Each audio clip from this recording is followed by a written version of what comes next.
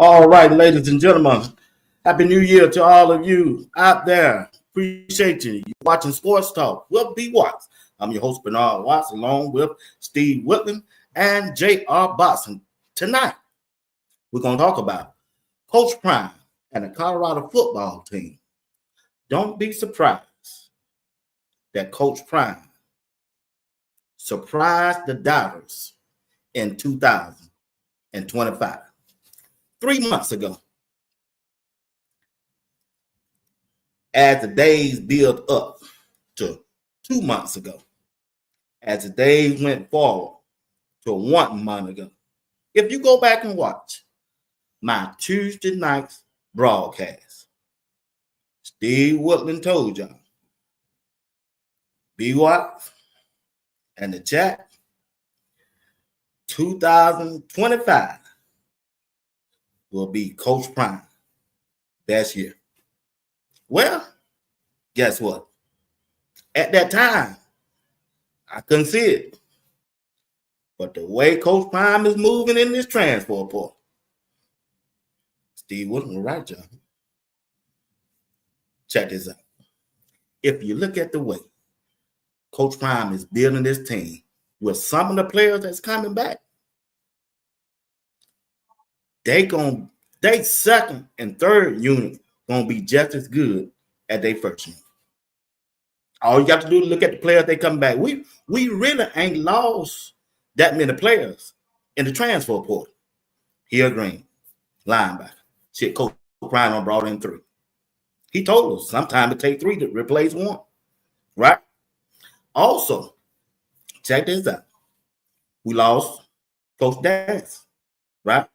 And we lost Coach Phil Loho. Continue to pay attention how Coach Prime moves by building his rosters with players and coaches. That's all I got to say. Now I'm going to bring up the fellas, and we're going to talk about it.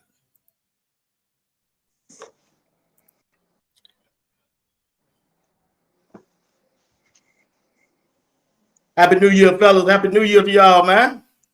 Happy New Year, fellas. What's going on?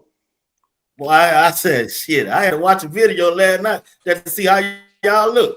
I ain't gonna forget how y'all look. So long. I told JR last Monday he need to change his name to Bernard Watts because Sport Talk will be what?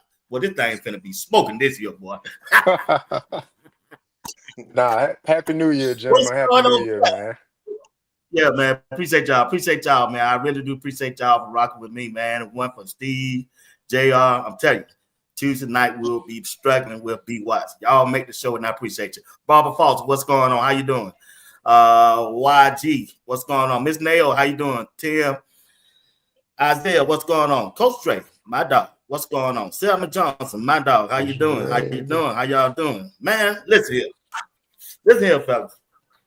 It's the off season. Steve, you remember 2 to 3 months ago, you kept telling me, BWatts. I ain't worried about this year in 2024 because the 2025 team gonna be better overall than this year. I said, man, we got Travis, we got Shadur. BWatts, hear me. I watched the video. Not only you tell me one time, but you told me several times. And as I see how this puzzle is being put together, big dog, you might have a point. I believe now. I believe. So when you look at the way Coach Prime is moving, Coach Prime gonna surprise some dollars in 2025. Start me off tonight, Steve. Well, I ain't gonna start you off too bad, baby. But this is all I want to tell everybody. Happy New Year to everybody out there in podcast land. This ain't about me saying, hey, I'm predicting anything. All I'm going on is results. And what I see is this. This is how I determine things with me. I look at what actually is going on. I don't go on all that, oh man, I'm hopeful this year. I'm gonna give you an example. If somebody come to me and say, hey, what you think about Omarion Miller? O Miller. I say, O Miller, this is what my expectation of O Miller is, this one here. he's going to have 2 big games in which he have almost 200 yards because his past history shows me he's going to have 2 big games over 200 yards, and the rest from that, you might get him for 30, 40, 50 yards. That's what his history shows me. So when somebody asks me, what do you think about it? Those are my expectations because that is what he's shown. Now, the key is this. If O goes in there and put that work in, and O put in his mind that he is number one, and let me say again, ain't nobody coming in. If O believes he's number one, which he is, O is number one. When O get that in his mind, like that Kobe mentality, it's a different show then. Then O is a 1,000-yard receiver, point blank. But getting back to this here, let me start it with this one here. It's simple. The team has an identity for 2025, and it's going to be the defense. The defense is going to be stalwart when it pertains to this team. They're going to have an identity, number one. Second thing, they're not going to have a savior. It's no saviors on the team now. It ain't we depend on 2 to throw the ball, 2 has to save the day. Oh, no. We don't have no more Supermans. All we got is football players. And when you got football players, what happens then is everybody has to do their part. That means that all 22 and the backups need to be ready to play. So you're going to have that part. You don't have to worry about, oh, man, he favored. Ain't no more favorites because I can promise you this year, Coach Prime, let that quarterback don't do what he's supposed to. He's going to be sitting on that bench. Let them running backs don't do what they supposed to. They're going to be sitting on that bench. Coach Prime want to win. And now people like, well, why he didn't do 2 like that? Because he believed in 2. Because 2 his whole life has shown that he was going to win. So I would believe in him too. If I'm gonna bet, I'm gonna bet on a sure thing. And 21 is a sure thing, and 2 is a sure thing. So let's go there. And the next thing I'll tell you is this one here. You got young men who want to prove something. This team now wants to prove that it ain't nothing. No knock on 12, no knock on 2. These boys could care less about that Heisman and that Johnny Unitas Award. They like, thank you, we got our shelf here. Now it's time for them to put their stuff in the shelf. Like Gibson looking at, I'm gonna tell you, Cam Michael and David Swain, them boys want to put their name on the map. Them guys y'all don't never talk about. David Swain don't nobody talk about. But I'm telling you, it's a reason why Coach Prime now was not showing that young man. You can't be the player of the year in Michigan and then turn around, you can't play football. It don't work like that. The boy can play, and he's gotten bigger, and I can see it. So those things. So when I look at it, man, I'm looking at that defense is going to be legit. And I'm telling people right now, he said, well, hear what I'm saying. Coach Prime, I'm going to give you an example. They're cornerbacks. Right now, I'm going to break it down real quick. Cornerbacks right now is this one here. He got NFL cornerbacks. You can say whatever you want to. Hood, McKinney, and then your boy, who's the third one? We're going to go with Hood, McKinney, and the third cornerback. Yeah. Well, I got Stoudemire, but they got other ones when you pertaining to. They got the young boys. They got also the number 17 Hodge. Yeah, Hodge. So I'm going with Hodge. So I ain't counting the boys that they brought in. Them boys they brought a young man, 2 young men in that can play cornerback too. So they're legit at cornerback. Now let's go at edges. Edges and cornerback, they strongest suit. And anybody who knows anything about football, if you can put pressure on the quarterback, you're going to be effective in football because it's all about putting pressure on the quarterback. You put pressure on the quarterback, they make mistakes and go from there. Up the middle, they got some gorillas up the middle now. And when you got them big boys up the middle, that they should be making plays. And this should be a stalwart year for McNeil. This should be McNeil's year because he got a person beside him that's going to be double teamed every game. McNeil needs to eat, and he needs to eat often, early and often. So we got our defense situated there. I'm going linebackers. Coach Prime going to bring another linebacker in. So if you thinking he's just sticking with these guys, wait till the spring. I can guarantee you on the spring, if Coach Prime don't like what he sees, you're going to see 2 more linebackers coming in because Livingston understands. If my big boys eating up everything, the linebackers got to come up and eat. And once you do that, we get off the field on 3rd down. I'll finish it with this here. You're going to have ball control now. I like that. I like our quarterback. All he does is win. And it's going to be ball controlled when it pertains to my boy Salter It's gonna be ball control football. They're gonna look like CU back in the old days when they had Fagan and all them boys. They're gonna be running some wishbone. It's gonna look like wishbone because they're gonna run some option plays that BYU put on us. They're gonna be running that, and that RPO is gonna be nice. So I'm just excited. We getting into this. I'll shut my mouth because people in podcast land, we need to get this thing up and popping. And let's go. Let's go, baby. BWatts, JR, I'm here, baby. And like they say, I might be ugly, but I'm here. And he back like he never left. Yeah. Oh, come on, JR. Don't let 5 minutes go back before you jump in, JR. Come on, now. Keep the vibe rolling. Look, how can I follow that up? I can't follow that up, people. What I'll start off by saying is, okay, we're gonna start letting you go first again. Let Steve go last then. no, I'll start off by definitely saying happy, prosperous new year to everybody, man. Hopefully everybody brought in their 2025 safe, not just them, but their family members as well. So I'll start off by saying that. And then to go to your question, BWatts, look, hey, you heard it first from me on BWatts channel, but you're hearing it from JR Boxing. See, you gonna run that ball. They're gonna run that ball. They're gonna run that ball. If you have not noticed, there has not been one running back to hit the transfer portal from CU. Now, you would think after not receiving the amount of touches that a running back would expect to receive in a normal offense, that we'll probably have some running backs that would hit the portal. We haven't had one hit the portal yet, guys. So what does that tell you? Coach Prime and that coaching staff is informing those young men that the offense will be tuned a little different next year. You can tell by the quarterback that they're bringing in, Caden Salter. You look at his career stats, almost over 6,000 passing yards and over 2,000 rushing yards.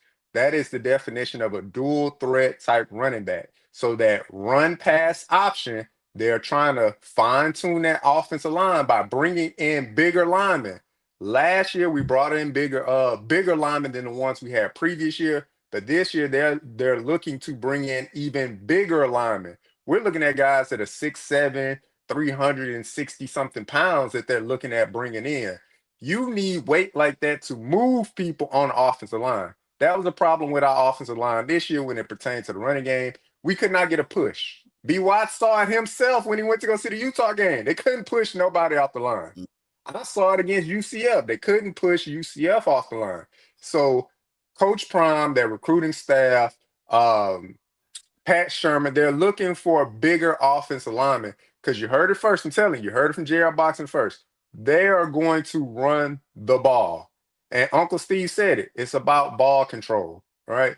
You want to win. You want to have a pace. You want to build a style of play throughout the year. We knew what the style of play was last year. We're gonna put the ball in the hands of two, get it to 12.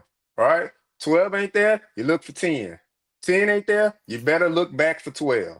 And that's okay because that's what we needed to get us to that 9-win season. That's okay. But Uncle Steve said it. We don't have 2 and we don't have 12 to fall back on. Great players in their own right. You can tell about all the hardwood they brought back to CU. But if you look at the team and the way they're building out their team, they're focusing on the trenches. Sure, we made a few splash plays with like a cornerback here or there. Coach Prime, he not worried about them skill positions. He gonna find enough skill positions in the next portal. But these linemen, that's where they're targeting. They're digging deep.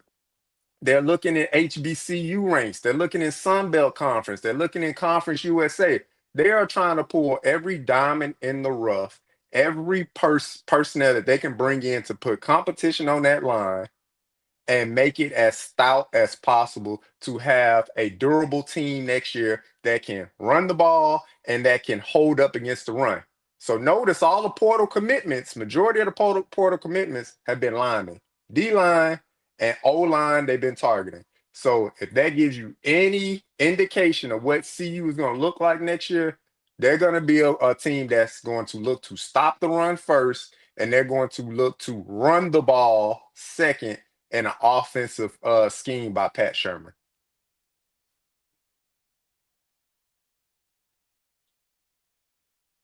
Well, y'all took my whole show. You done? Both y'all took my whole show. But here we go. Okay, here we go, though. But check this out. Check this out. As you were saying, JR, if you look at how they moving, Coach Prime moving, they trying to build the trenches on the offensive side and the defensive side. And like you said, they want to get bigger. Because last year I jumped the gun. I said, woo, they get Coach Prime doing it with the trenches. But we got to let this thing play out to see how they going to perform against other things. But I'm here to tell you right now, when you look at the size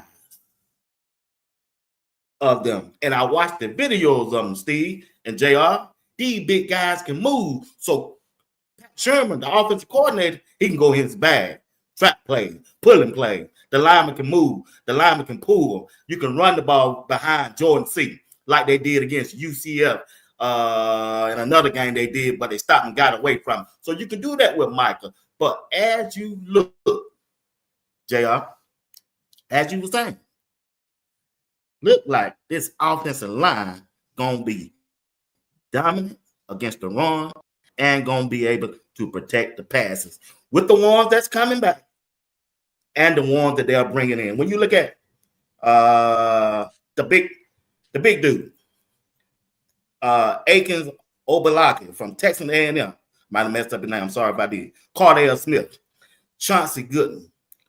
They just signed another center, right? McGill. Mm-hmm. And the big fella, he coming in during the summer, they told me, Jay Gardenhire. Man, that's a big offensive line. And if they can get this right, I still think they need 2 more or maybe 3. Keep plugging and make that competition during the spring, fall, and the summer, and may the best man win. Look like this offensive line just might be the key. And we still got Tyler Brown coming back. Yeah, absolutely. So, like we've been talking about it through text message. The offensive lineman that we had last year, the best offensive lineman we had was the young man we recruited, Jordan Seton Train, the Seton Express. He was hands down the best offensive lineman when it comes to athleticism, when it comes to strength to power, when it comes to pass protection, run gap scheme. He was the best offensive lineman we had. All right. We scoured the portal last year. We got excited about measurables. But when you look at the grand scheme of it, they were bringing in guys that were about 6'4", 6'5", and they're about 310 pounds.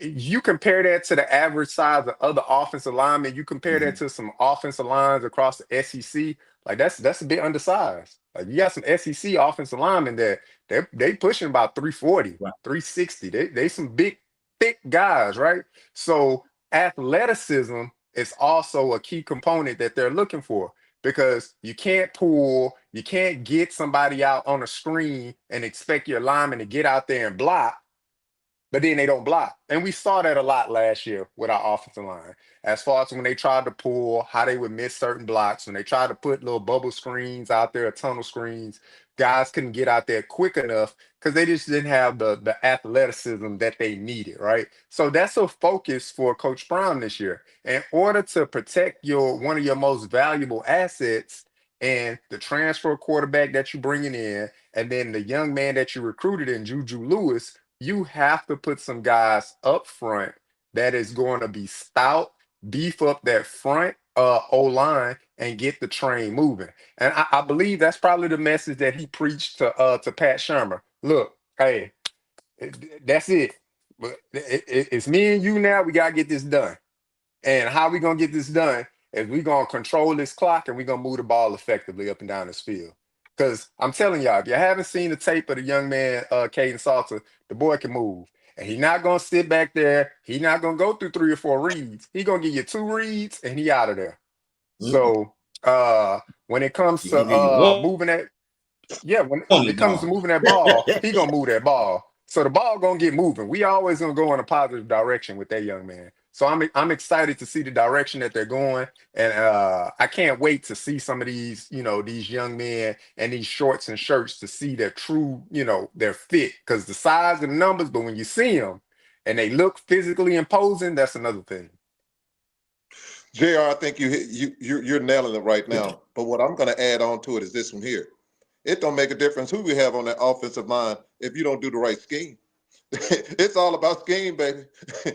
If a woman going out and she getting ready to put on an outfit, she knows how to coordinate it. She knows how to insinuate certain body parts. And if you're gonna insinuate certain body, it's certain little skirts they have, it's certain little dresses they have, it's certain little curve, it's certain way they move their body that make things just beautiful. And that's what you want to see when it comes to a offensive line.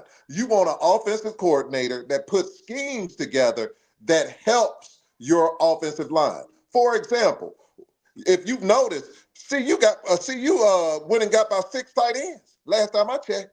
5 or 6 tight ends they got, and I mean they got some big ones too. Got some big ones coming through there. Not only big ones, they got productive tight ends. That Atkins, I'm excited about him. But not only that, you looking at the young guy that they coming in, Jesus. But I'm looking at Atkins. I'm looking at the more experienced ones. What you're going to see now, you're going to see 10 persons. You're going to see 2 tight ends in now. What you should have saw this year. That's what you should have saw. And when you got more people on the line to block, that means it gives you a better opportunity to run the ball. And the blessing you have now, you have a quarterback that can scat. He remind me, when you're watching, what I like about Salter is this one here. He don't take hits. He gets down and he gets out of bounds. That's what I love about it. The next thing I like about him is this one here. Let me say this to y'all. We're not going to be getting those it's 3rd and 1 and we get sacked for 25 yards going the other way. You're not going to see that. You're not going to see that. Those kind of plays, those negative plays, you're not going to see it, because what's going to happen, these guys, even Juju, they're going to take the 2 yards. They're going to take the quick hit, the outs and stuff like that, instead of trying to look for the home run. It's about moving the ball. And if you pay attention, Coach Prime is going to be on them all the time. You watch even in practice, when Coach Prime talked to Staub, listen, go back to the things, and when Staub was in there, Coach Prime would always tell him, take the 2 yards, take the 5 yards. He didn't tell 2 that. He told 2. He did tell 2. That's a lie. He did tell 2. But 2 said, I'm going to take 5 plus 5 plus 5. I'm taking 15. That's like domino. He don't want to just domino. He want to take that 20, 25. Coach Prime, other people take 10s. Not him. You on there, he 25, man. Why? We got to, no, I want 25. I'm waiting to that 25. Man, you done gave up all these 10s. I want a 25. But getting back to it is this one here, BWatts. If you have a stout defense and your defense don't give up no more than 17 points, which I expect this year, it shouldn't be too many teams get over 20. I'm going to say 17 to 20 points. I don't see our defense giving up, because you're not going to have an offense that's going to be giving you the ball on their side of the field like we're going for the ball on 4th and 1. Coach Prime ain't going for all them 4th and 4s and 4. He ain't going to do it. He going to punt the ball, because he has a defense that he knows that defense going to shut him out, like he did in Jackson State, in which they win 7-6. 13-12, those kind of games. That's what he's going to do. He's going to do great field position. He's going to take them 3 points when he got it, and he's going to tell that defense, y'all have to play lights out, and that's what's going to happen. And he's going to tell the offense, we do not turn the ball over. We don't fumble. We ain't throwing interceptions. And Salter don't do any of those. And what's going to happen, they're going to be teetering down the field, and what's going to happen, teams are going to start coming up, and when they come up, Salter got the prettiest bump. That's when Miller and the other receiver is going to be sitting over there saying, it's my time. So what's going to happen with the receivers now is this. They're going to get opportunities. They're going to have big numbers. We might have 2 receivers that have 1,000 yards. And the reason they're going to have 1,000 yards is because that running game is going to be so effective that it's going to bring people up. And when they bring people up, receivers get to go. That means now you got open field with all that speed. And when you got all that speed and the playmakers see you have at receivers, it's beautiful, baby. It's going to be, people going to be like, man, how they play?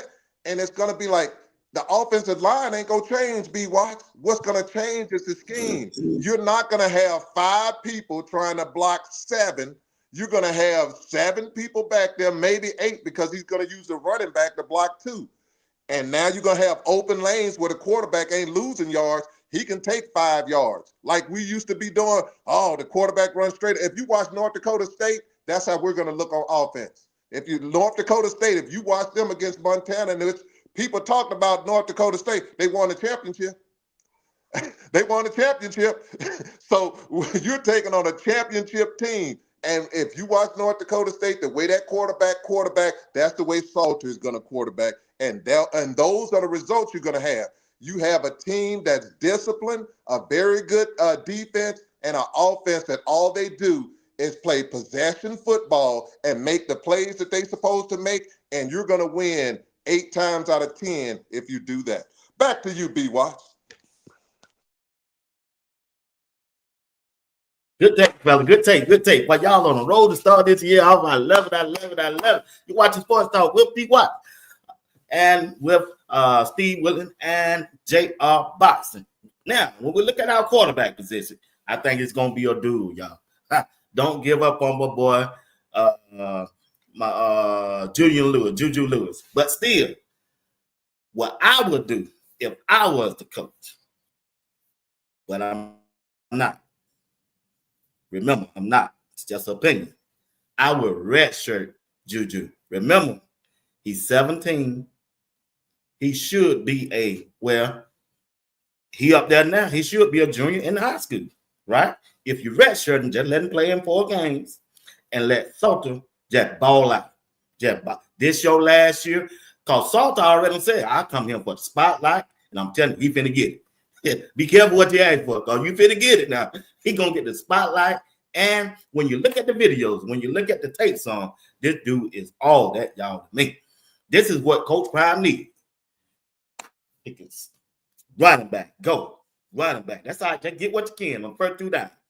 Defense and what you finna do now? I'm gonna get it. We couldn't get that 3rd and 1. We couldn't get that 4th and 1. We couldn't get that 3rd and 2. We couldn't get that 4th and 2. Well, if you get the Salter and let that defensive end crash down just long enough, he can pull it and get up out of there. Right? Like JR said when he did his opening statement. Salter ain't finna sit back there and wait for a route to open up for a wide receiver to get his numbers. He just ain't finna do that. This dude throw the ball, him and Juju. It's a time and play. We're going to work out during the summer, fall, and spring, right? Before the game starts. We're working out during the off season. That's what you do to get familiar with your wide receiver. The plays that you're going to run, the routes you're going to run.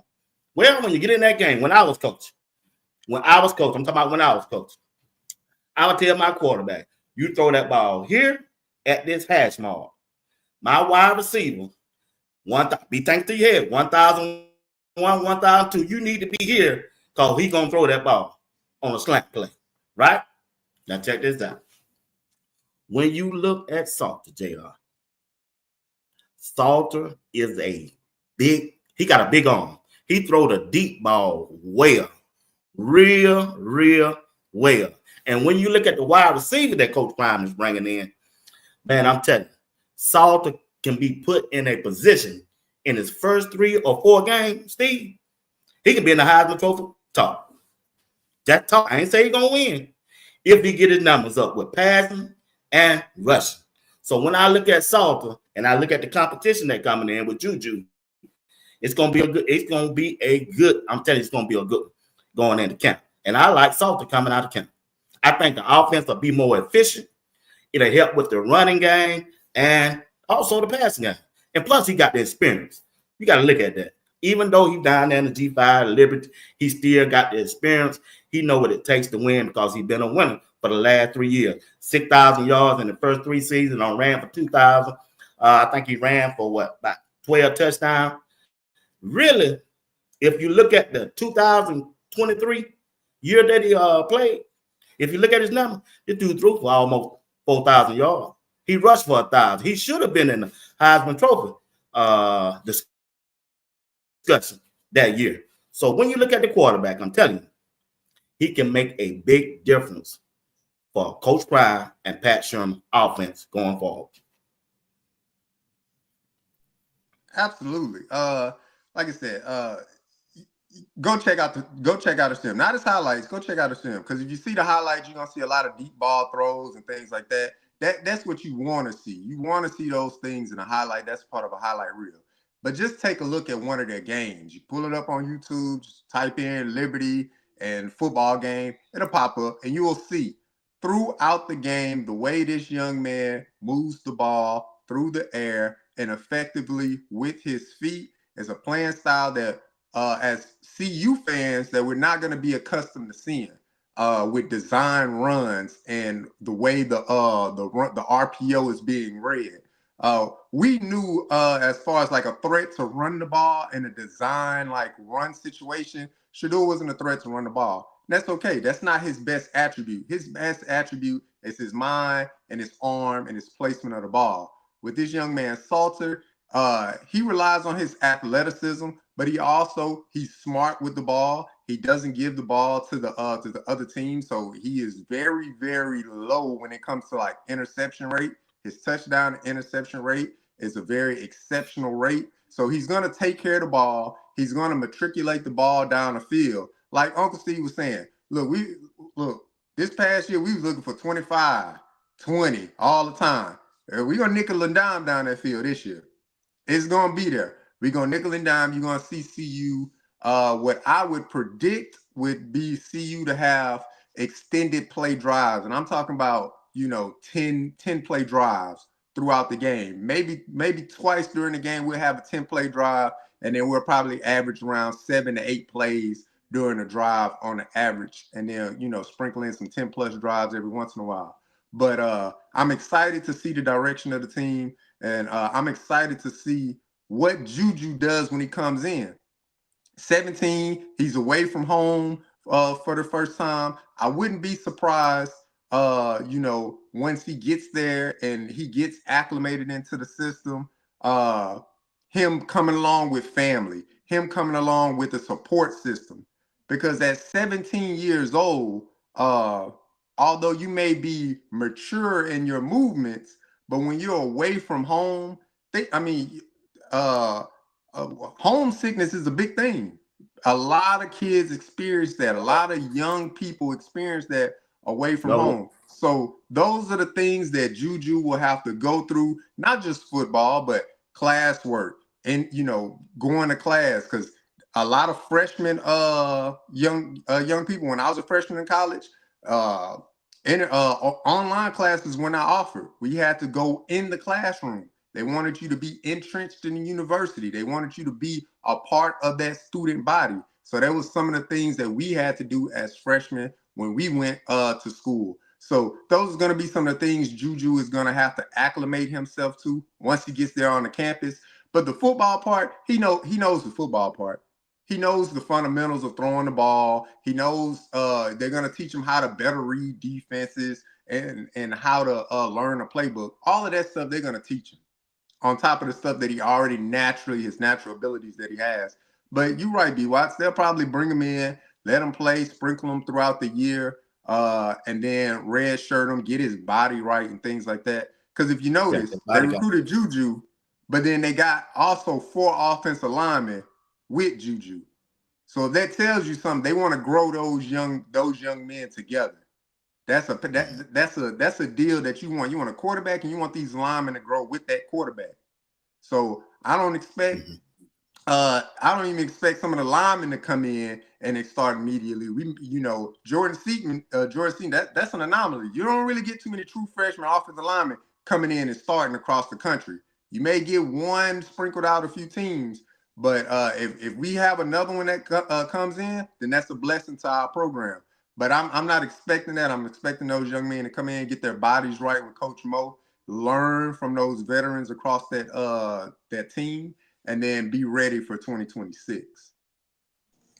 Well, I'll say this about JR. I'm going to add on about offensive linemen. If you're coming to Colorado, you better come to play, because all that 2026, we ain't got time for that. If you're doing 2026, you don't go out and say, well, I'm gonna get me an old lady in 2026. I want her now. I want to ride, and I want to ride now. I don't need no 2026s. I don't want it. I want them now. I want them hot, and I want them ready. And if they ain't that, they gotta go. And that's to go with my offensive lineman. I need them ready. I need them ready to put them hand in the dirt and let's get it going. Because if they are coming there and all they want to do is come out some 2026, I don't need to recruit you. Well, what am I paying you for? I don't pay people for work that they're going to do in 2026. If I'm paying you, you're going to do your work right now, baby. I need your work right now. So I understand where you're going with it, but my expectation is this, like Cash Cleveland did. Be ready. When your name is called, I don't need you talking about, well, I was just trying to know. You need to be ready. You need to be, because if I stop your check, you know what you're going to say? Coach, the check ain't, no. If the check's there, you need to be ready. Now let's go back to the quarterbacks, baby. When I go to the quarterbacks, this one here is all about competition. I'm going to tell y'all right now, y'all do have Staub and Ponder. Staub and Ponder ain't sitting there talking about some, man, I'm sure letting Juju. Juju ain't walking into their room and they going to lay down. Man, I'm not laying, Ponder ain't laying down for nobody. Staub ain't laying down. I'm going to make it difficult for you. I'm going to be in there and I'm getting better. Because a 17-year-old coming into a room ain't never saw them, the kind of heat that he gonna see, them edges that he gonna see in practice. Homeboy, he saw a little bit that when that championship game, like from some of them boys, and it was a little different. It was a little different. That ball came out a little faster. I'm just saying. So all I'm telling y'all is this one here. I ain't getting up in there and being all that hyped and all that, oh man, they gonna do, no, man, stop all that. I want to see what you want to do. I want you to get hit in the mouth. You get up and show me what you're going to do. Now that's what Two did. I can get two props. Two got hit in the mouth and Two got back up and he made it happen. But let's get this Salters, this one here. I don't expect, when I expect Juju, I don't expect him to see the field no more in 4 games. And the reason I'm saying that is this one here. JR, what is Salter's record? He went 13-1 in 12-1 in 2023. Yep, 13. No, excuse me.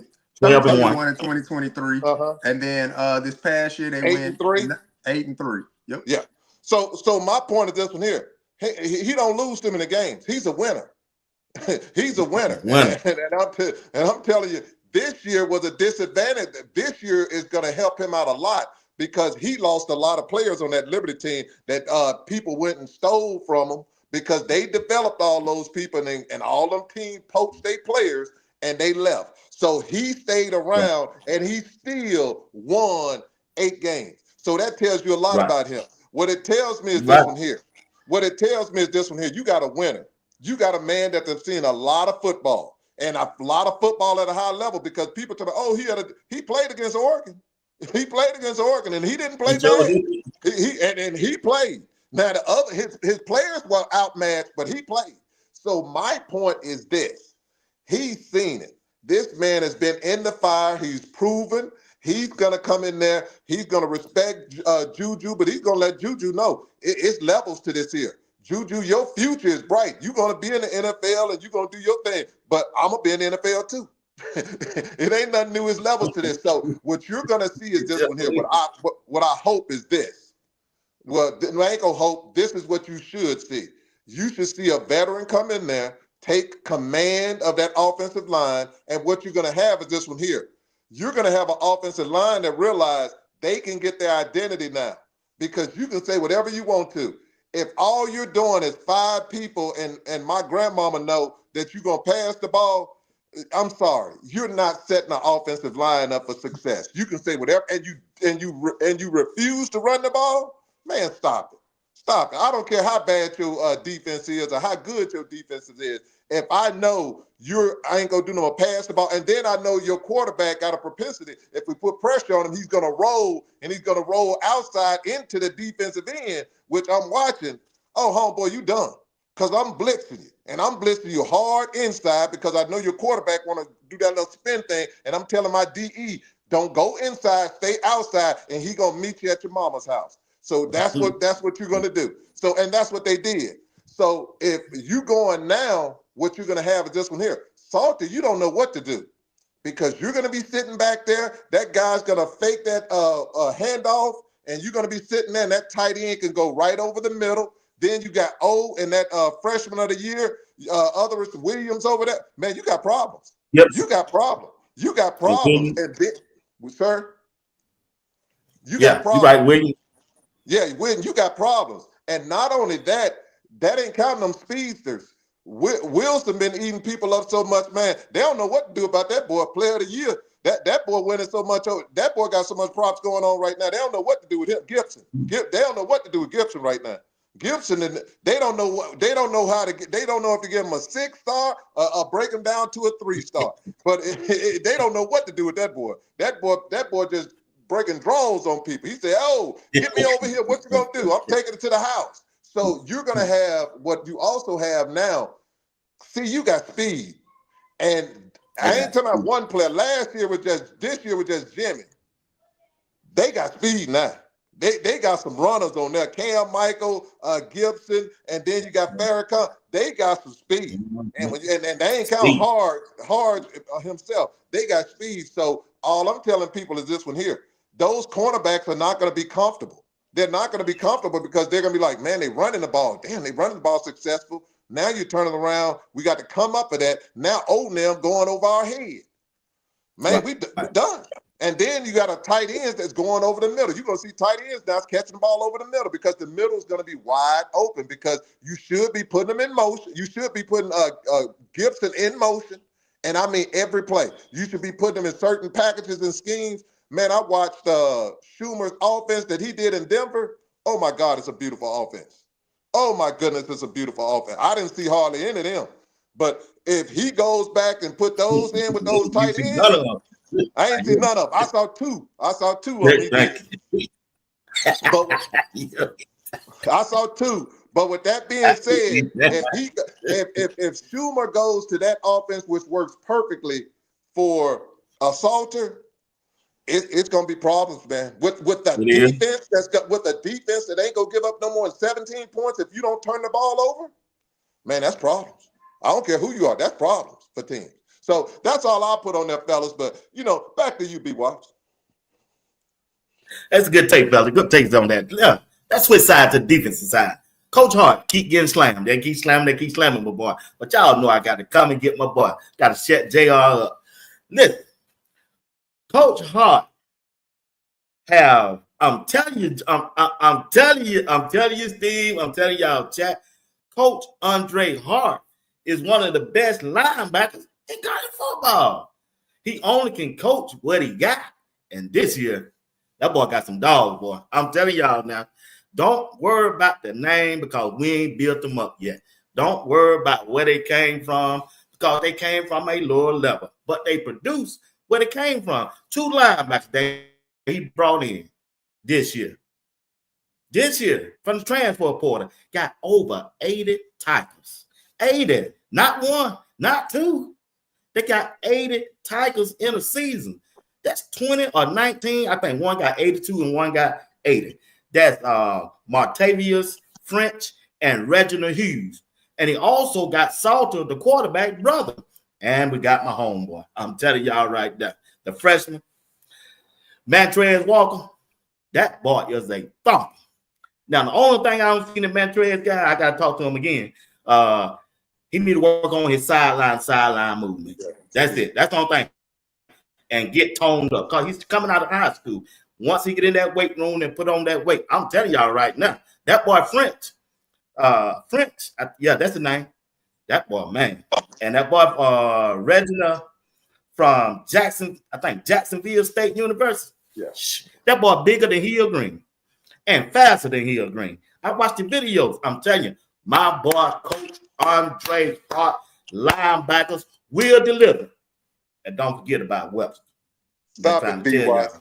Stop it, BWatts. Don't y'all forget about Webster. Webster Dip is coming to play. I'm telling y'all, that linebacker group is coming to play this year. Behind that. Hey, a question, BWatts. A question. How many tackles did Chainsaw have when he was at FAMU? It was up there. I want to say he had about Chainsaw. I don't know how much. I don't know how many times he had. He probably had the same thing the ones you talking about. About 50. I think he had a little more than that. But okay. But these guys had 82. One had 82 and one had 80. Hey, I don't care. I don't care if you had 102. Do your research. I don't care if you had 102. You're at Colorado now, and what I saw in that BYU game, you better come ready to play. You better come ready to play because they're going to attack. Them boys come to play. Watch. You got to go watch the videos of them. Listen. What's called Jacksonville State? He's 6'3". He's 6'3", 240 pounds. A sideline linebacker. That boy gonna start. Hey, this ain't bodybuilding, baby. This football. Yeah. Y'all see y'all ain't done your homework on linebacker. I see you ain't done your linebacker. Hey, I know you want your boy JB out there, but buddy, he ain't even hit the field on this year. Hey. This ain't bodybuilding. This ain't bodybuilding. This ain't. I'm a team player. Look, this ain't the total package. This ain't Lex Luger. JR, you gonna tell me the linebacker group? It look good on paper. I give you that, BWatts. You brought. You ain't seen them on film.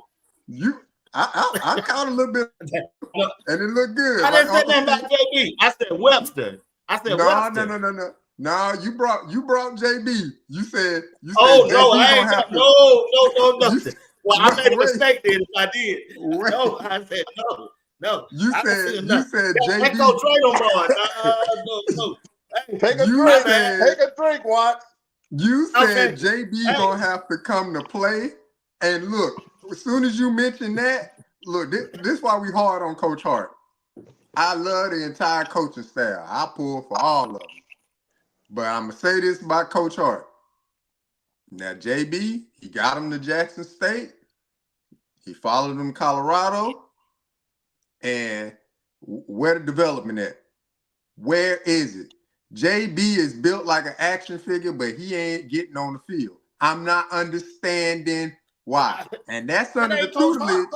Whoa, what? That's under the tutelage of Coach Hart. Hey, JB was like that at Jackson State. So, Coach Hart, you bringing in some good-looking players. They better fit the run scheme right. Because it's on you. If they don't fit the run scheme right and they not instinctive and fitting that run scheme right, and then Coach Hart, we got our eye on you. We watching, brother. We love you, but we watching.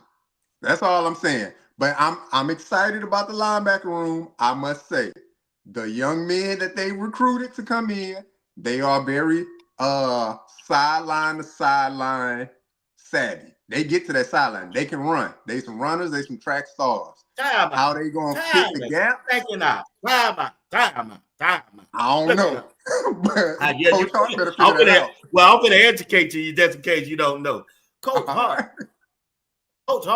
one of the best linebacker group coaches in college football to me. Now, he got something to work with this year. He really didn't have nothing to work. You got to realize the linebacker group was injured, most of them. Then you had Hill Green. Well, who you thought brought Hill Green in? Coach Hart did, right? I don't know. Listen, hold on. Time out. I see old Papa Dad up there. He ready to strike, but check this out. Coach Hart brought Hill Green in, and he figured it out. Sometimes, man, when you go through practice, when I was practice, man, sometimes these guys just ain't no practice player when I was coaching, right? You go out there, call the play. You go out there, do things. This dude, him, but late his name, Rodney Akins. He late every day. He don't want to do what I tell him to do in practice sometimes. But on game day, that boy go out there and ball the stinking out. You hear me? Sometimes you have to see what they gonna do in the game. You started off with Trevor Woods. Well, guess what? You have to do what the head coach tell you to do. All right? The players got there late. You had to figure out, along with George Hilo, what linebacker pair is better against the run. And in the second half of the Nebraska game, they figured the linebacker room out. But keep in mind, Them same linebacker was in that Kansas game and what happened. All right, then. JR. Come on, Steve, get it out. Go on, get it out. Time out, JR. I'm through with you. Come on, Steve. Let me go and hear what you got to say. Coach Hart and that linebacker room is going to win Coach Prime the Big 12 this year. Okay. This is what I will say. And I'll be. I did not say. If I said JB, my bad. Yeah, you said JB, but that's okay. It's fine. You know, he built like Big Papa Pump, but that's fine. That's fine. This is where we gonna go. This is where we gonna go with it. Is this here? Coach Hart, I will say this. I've seen games in which Coach Hart's players are in the right position, and a lot of times they didn't make the tackle. So I'm not blaming Coach Hart for that. I'm not blaming Coach because I watched games in which even Webster went back there on the man ankles and the man still running. I watched where you had Hill Green hit some people and the person still running. Bentley still that wheel route, he's still running. So that ain't a coaching issue there. That's not a coaching issue there. Now, what I will say is this one here. My issue with Coach Hart is this on third downs. And this might not be a Coach Hart issue. It goes with a scheme issue where they're pulling their linebackers. It's a defense coordinator issue. Yeah. And that might not be a Coach Hart, but Coach Hart should step up and say, let's stop this here. If we got a 3rd and 15, keep the linebackers in that stopped them on 1st down and 2nd down. Quit running behind this is what people put Colorado in motion. And those linebackers lose their mind. They running after somebody in motion. The middle of the field is wide open, and they're running straight up the middle. How many years are we going to keep watching the same old horror movie? Stop it, people. Keep them 2 linebackers right there. If somebody go in motion, go to a zone. Don't pull the linebacker over there. You stay straight up the middle, run the play, linebackers get to the ball. Period. You run a zone, make the tackles. We come up with the cornerbacks that you have right now that can tackle. So you should go to a zone on 3rd and 15. Quit that man-to-man crap on 3rd and long and get off the field because there's too many fields in which they use those linebackers, put them in motion, and they running after a tight end. Oh, they just running. Oh, I'm coming. And, man, they laughing. The offense be laughing. We got them again. And the middle wide open because they only put 1 linebacker in the game. I'm like, where did we do this at? Or you're blitzing a linebacker and the linebacker just running into the offensive line. If you're going to blitz linebackers, come to the line of scrimmage or wait, and then when they go, hit your hole and go. It's things like that. So for Coach Hart does. I think Coach Hart does a fine job. I think Coach Hart does a fine job, but it's up to those linebackers and their scheme to say, hey, you don't have to have great linebackers. I just need linebackers when it's 3rd and 15, 3rd and 10, 3rd and 7. Let's get off the field. That's it. Make the tackle. Let's get off the field. It makes your defense better. But what I've seen, if you go to that BYU game, boy, they wore them linebackers out. They said, we got them, boss. We got them, boss. Let's put them in motion. They don't know what to do. They don't know what to do. Let's attack these edges with this option because they're so used to playing man-to-man, the edge right there going inside. They running that option, gone. It messed them up because they ain't seen it before. That's the first time they saw that. It was like, BYU put it on them good time. So all I'm saying is Coach Hart got some work to do. Mm-hmm. Those players that he has, they need to come in there understanding that, hey, we got a job to do. Our job is to get off the field on 3rd down. And Coach Hart needs to tell the defensive coordinator, Livingston, hey, we need to stop that foolishness of taking linebackers off the field with these little packages and putting people in there and they getting their 3rd downs. Because if you go and look at their 3rd down conversion rate, it's ridiculous. You can stop them on 1st and 2nd down, but 3rd down, that ain't no Coach Hart problem, though. Yeah. No, that's what I'm saying. It's not a Coach Hart problem. But Coach Hart is over the linebackers. And if you're over the linebackers, that's a defensive scheme. That's a defensive coordinator. He got to do whatever the defense coordinator says. Hey, sir. But after a while, let me hit you with this one here. You can go back and look at numbers. I'm going and said, if I'm Coach Hart, this is what I would pull. I would go put all the numbers on 3rd down. what was the conversion Oh, I agree rate with you on that on third down now. That's my point, because I ain't saying about Coach Yeah. Hart on first and second down. First and second down, their linebackers are booming.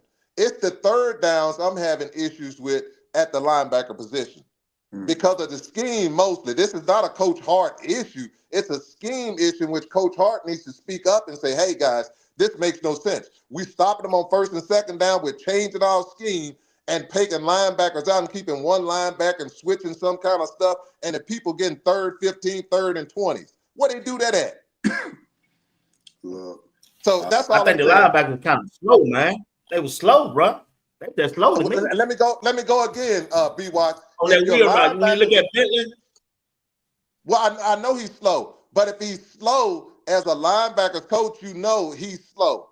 This is a 3rd and 20. Wester needs to be in the game because he's quicker and he can make this here tackle on this one here. Only thing you tell Wester, get out of your head, son. Just do not let him get a first down. Your job is this here. That's it. You ain't in here to make no sack or anything. Your job is just to stop them on this third down, get off the field. As a coach, you know your weaknesses and strengths. You know your weaknesses and your strengths. And if you know Bentley is, his foot and everything else was going there, set him back a few more yards. It's a 3rd and 15. Why is he up at the 7-yard line, right at the line of scrimmage, and he can't move? Move him back, put him in position where 2 linebackers, a basic scheme, and that way with the pressure that you have, you're able to control the middle with 2 linebackers there. They shouldn't be going nowhere, right there, controlling the middle, and you should be playing a zone in which the DBs coming up to make the tackle and get off the field. That's all I'm saying. But Coach Hart, I got confidence in Coach Hart, but Coach Hart's going to have to speak up. What you got to say about that, BWatts? Oh, yeah, that was all. I ain't gonna let Jay. Huh? Look, hey, 2 years running. What'd you say, JR? I say 2 years running. And when we talk about the defense, it's 2 separate coordinators. When we talk about the defense, what's the weakest room? That's all I'm gonna say. The weakest room? The weakest room on the defense. The linebacker room is the reason the whole time out. The linebacker room is the room that made the biggest jump. That's why he ended up 9-3. Yeah. You take that back, JR. Yeah. Matter of fact, you the one who on record said they won't win the 6. You the one who was over there on your other show until I saved you. Said they were going in 6. One gonna win the 6 game. It was you. I said 7. Hey, JR. If they would have kept them linebackers they had initially, you would be absolutely correct. So that's all I'm saying. 2 years running, 2 defensive coordinators, Coach Kelly, Coach Livingston. Weakest room was the linebacker room. 2 years running. The D line this year, 27 sacks, led the Big 12. The secondary. So you saying Hill Green didn't perform? So you saying Hill Green didn't perform this year? Hill Green. So you saying that him and Billy didn't perform this year? They were better than last year. So you saying? Oh, hold on, time out. You gonna tell me that the offensive line was better than the linebacker room? You gonna tell me who you said Shiloh? Oh no, let me talk. I did not. Let me talk. You gonna tell me you don't say all season that Shiloh wouldn't wrap up, and you're talking about the safety room. You gonna tell me the safety room was better than the linebacker Hill Green? Hill Green was a 2nd team All-American, coached by Andre Hart. Bentley has made a incredible improvement from last year to this year. Are we talking to Skip Bayless right now, JR? I think it's Skip. I ain't gonna let y'all do my dog like that. We ain't saying nothing about your dog. We talking about a cat. We ain't talking about no dog. What you talking about, baby? I'm talking to JR.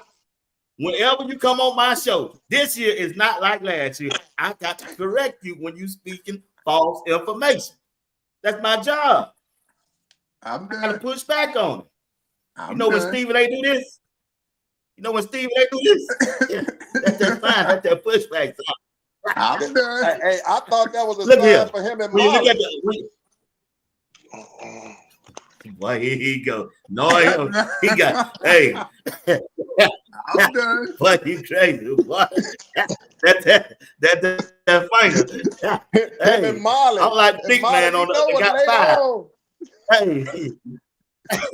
Hey, I'm like what his name? Big Jason Whitlock, man. That peanut butter jelly, boy. You know what I would do. That was the finger before.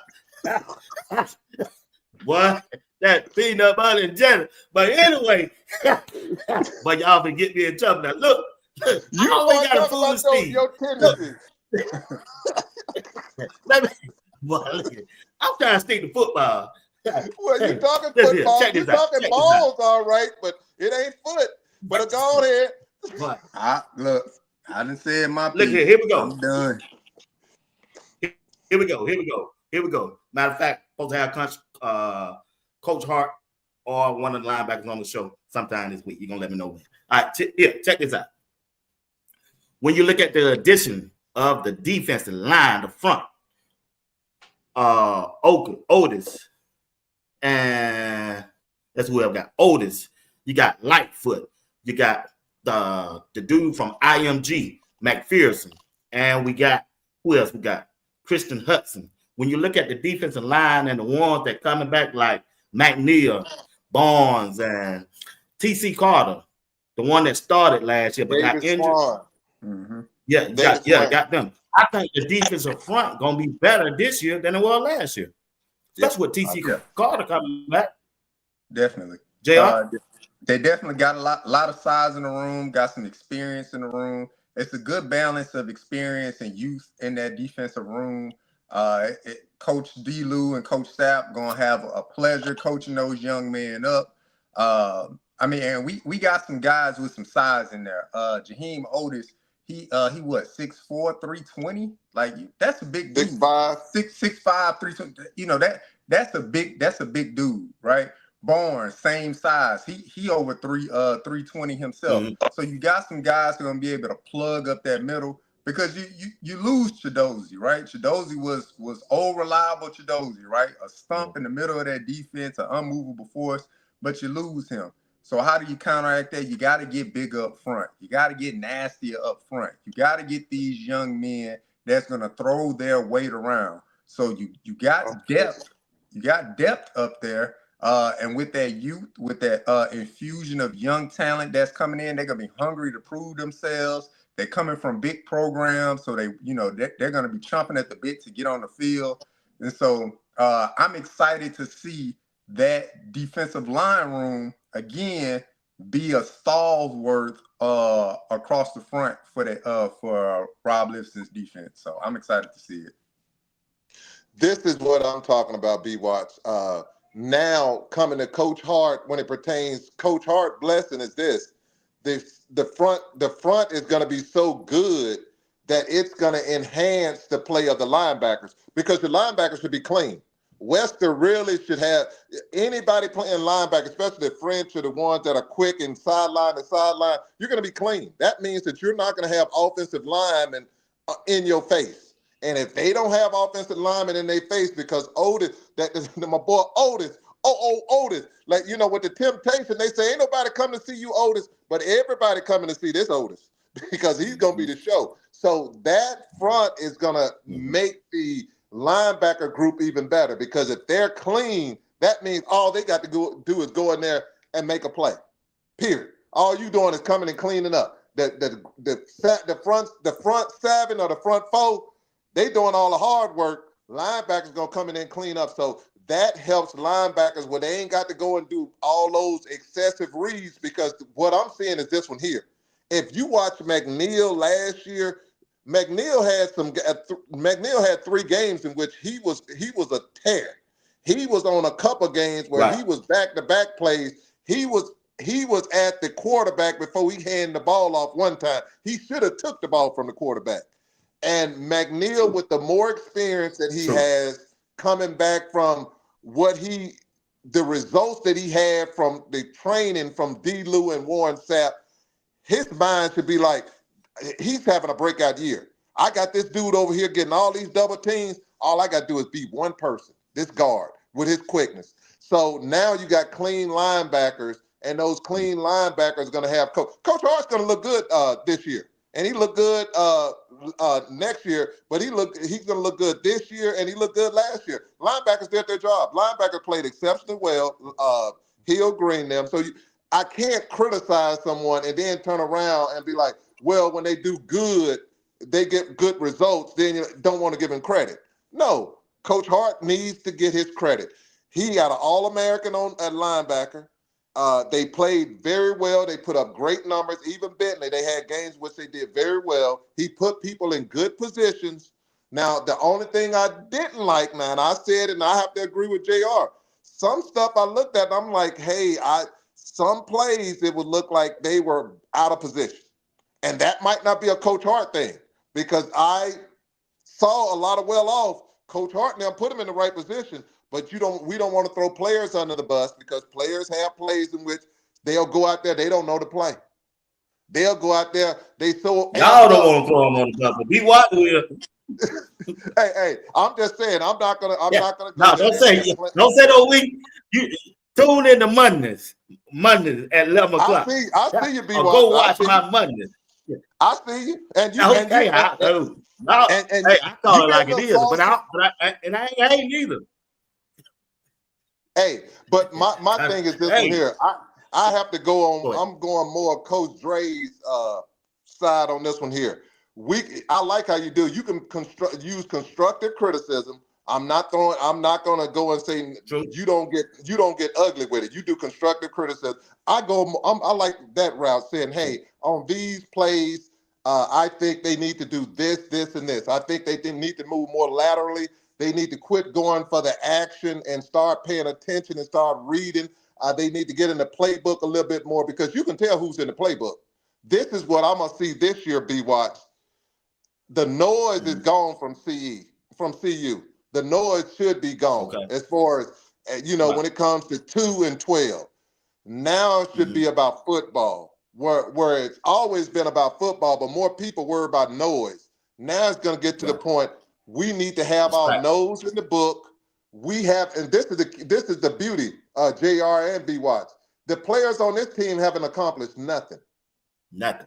Because all the credit is given to 2 and 12. So the players coming back, you haven't done nothing. Let me say again, 0. So you're starting from 0. So you shouldn't come in there with your chest all out. We did that. No. You coming from ground 0. We need to get in the dirt, put the work in, and go game by game to show that this is all football team and this is all university. So that's what I expect from it. Don't come in there like y'all. Yeah, I don't want to see gold chains. I don't want to see gold teeth. I don't want to hear all that nonsense. I want to see some ball players, because you're doing all that mess. And then when BYU put that beating on your belt, we didn't see all that. We saw people putting their heads like, man, these boys hitting us. You sure is. These 27-year-old men hitting y'all. And if you're going to get with the big boys, get with the fundamentals and making football the main thing. And if football the main thing, I'm telling you, where I'm from, Mississippi, I just left home. Them boys, when they say the main thing, it's about football. It's about, man, I ain't here for the girls. I ain't here for the bling bling. I'm here to play football. And if I play football, this is what the kids don't understand. If I play football, you're going to get the girls. You're going to get the bling bling, but you got to win. If you don't win, you know what you're going to get? You're going to get social media to light your tail up like Christmas. You're going to be a Christmas tree, because these young men can't accept that criticism. And believe you me, it's some people out there that just love criticizing CU. But if you want to stop them, beat them. That's all. Back to you, BWatts. All right. Speaking of that, my question is: will these new players, most of them gonna be new? They're gonna be able to have the spotlight, Jeff. The spotlight gonna be on them, man. They're gonna be on them, bro. I can't wait to ask whoever they send to me as a guest this week. I can't ask him. I can't wait to ask him to see how they gonna handle this spotlight with that camera bucket in your face for a whole year. And when you look at the transfers, Benson, he came in the camera, right? Mm-hmm. See how they killed him. They was killing him on social media when you don't get a chance to live up to their expectation. Might not be his expectation, might not be Coach Prime expectation, because Coach Prime never told us he was going to win 10 games this year. He never told us that he was going to win the Big 12 this year. He never told us that he was going to win the national championship this year. Only thing Coach Prime was saying, I'm going to get Miss Beckett to a bowl game, and I come here to dominate. Me, you know, I had to add my little bit because I was looking at the talent they have and the coaching staff they had, and I was looking at the games, the teams they were playing. But when I kept seeing you running this play and come back to the same game and kept running that play, I said, damn, if they IQ levels up or down. I said, can they learn? Because when I was coaching, I said this yesterday, and I'm going to say it again. When I was coaching, my first 3 games is scripted because I know they're young. They can't hold that much information. We're going to run these same plays, these same formation and everything because I know y'all got it, right? But I'm 3-0, and I'm getting ready to play another team that's 3-0. The 4th game, we got to play to see who's going to come in first play. I know they watching me. Anytime I run a double flanker right, 4-8 sweep, that means my quarterback going to take that ball and pitch it to the 4-man, and he going to run a sweep round the 8 hole. That's on the outside. That's a sweep play. Double flanker, 2 wide receivers out there. Now, if I ran that play, don't you know the team that I'm getting ready to play, the 4th game, I already told they team, players, hey, whenever y'all see he flank a 2 men out, and that one running back, they're going to run the ball this way. Well, that's what I had to do. I had to change that before I played them. Instead of running the sweep, I'm in the same formation. We just going to run a dive play off to the other side between the tight end and the left tackle, right? They pitch and come back. He gone. Damn, they said, what the hell he doing? Why he went out there? I ain't crazy. I'm not coaching against the coach. I'm coaching against the players. So Pat Sherman got to use that. Steve already done said it. I've seen your offense when you were out there with Denver, so I know that them plays you were running, bubble screen, every game. Don't you know them coaches out here in the whoop Coach Prime, but they out here to win too. So you know you got to change play. I don't care what the quarterback knows.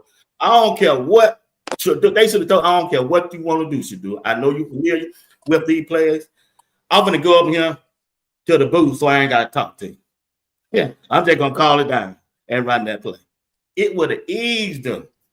And what made it so difficult for me to defend Shadua went on his podcast and said, yeah, man, I had to call my own plays and check out of them. I said, dog.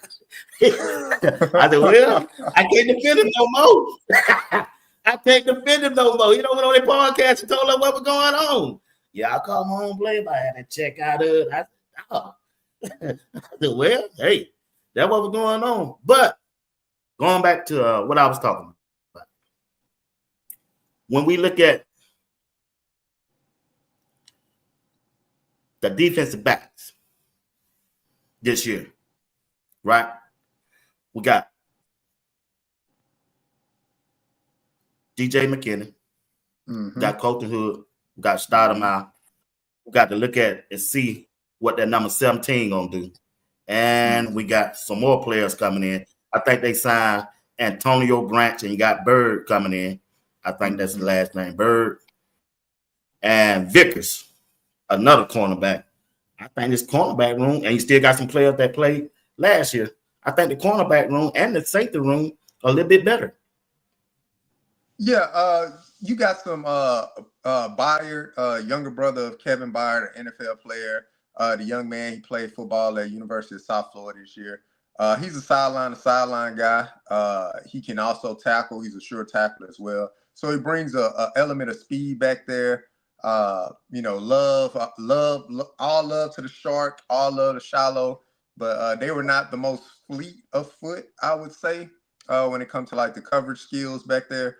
But albeit, we only gave up 2 touchdowns, long distance touchdowns, one to Kansas State, and then that one that they got on Travis towards the end of the year at Utah. Yeah, the young man Byard coming from South Florida, he is very fleet of foot. He can cover hash to hash. So that's something that we need back there. I think that fits the mold of Rob Livingston a little bit more, especially the tutelage that he came up under from that Cincinnati play style. And then, I mean, we can't say enough about DJ McKinney. I've been on a DJ McKinney bandwagon all year. He's tough in the run. He's good in coverage. He was battle tested this year. And DJ McKinney did not give up a deep touchdown. He gave up 1 touchdown this year in the red zone to a tight end, right? So, but DJ McKinney is very battle tested. Colton Hood, a spark plug. You put him in, he just finds the ball. That young man knows how to find the ball. And so I'm for sure that he's going to shore up the other side, however they decide the left or right side of the cornerbacks, but he'll shore up that other side. And then we got Carter Stoutmire. Now for Carter Stoutmire, man, he was in a difficult position. The first year, his freshman year, he played the slot actually well his freshman year, but he came in bigger. He came in because they moved him to safety. He came in bigger. He came in around 200 and I want to say it was about 20 pounds or something like that. So, I mean, that you think about 220 pounds, that's about the size of a linebacker. You got some linebackers floating around in college around 225 pounds. So Carter Stoutmire came back to see you this year at 6'1", 220 pounds. You can see it. He was built. He a very physical, imposing young man, but that made him stiff in his movements. That made him slow out of the breaks from the slot position.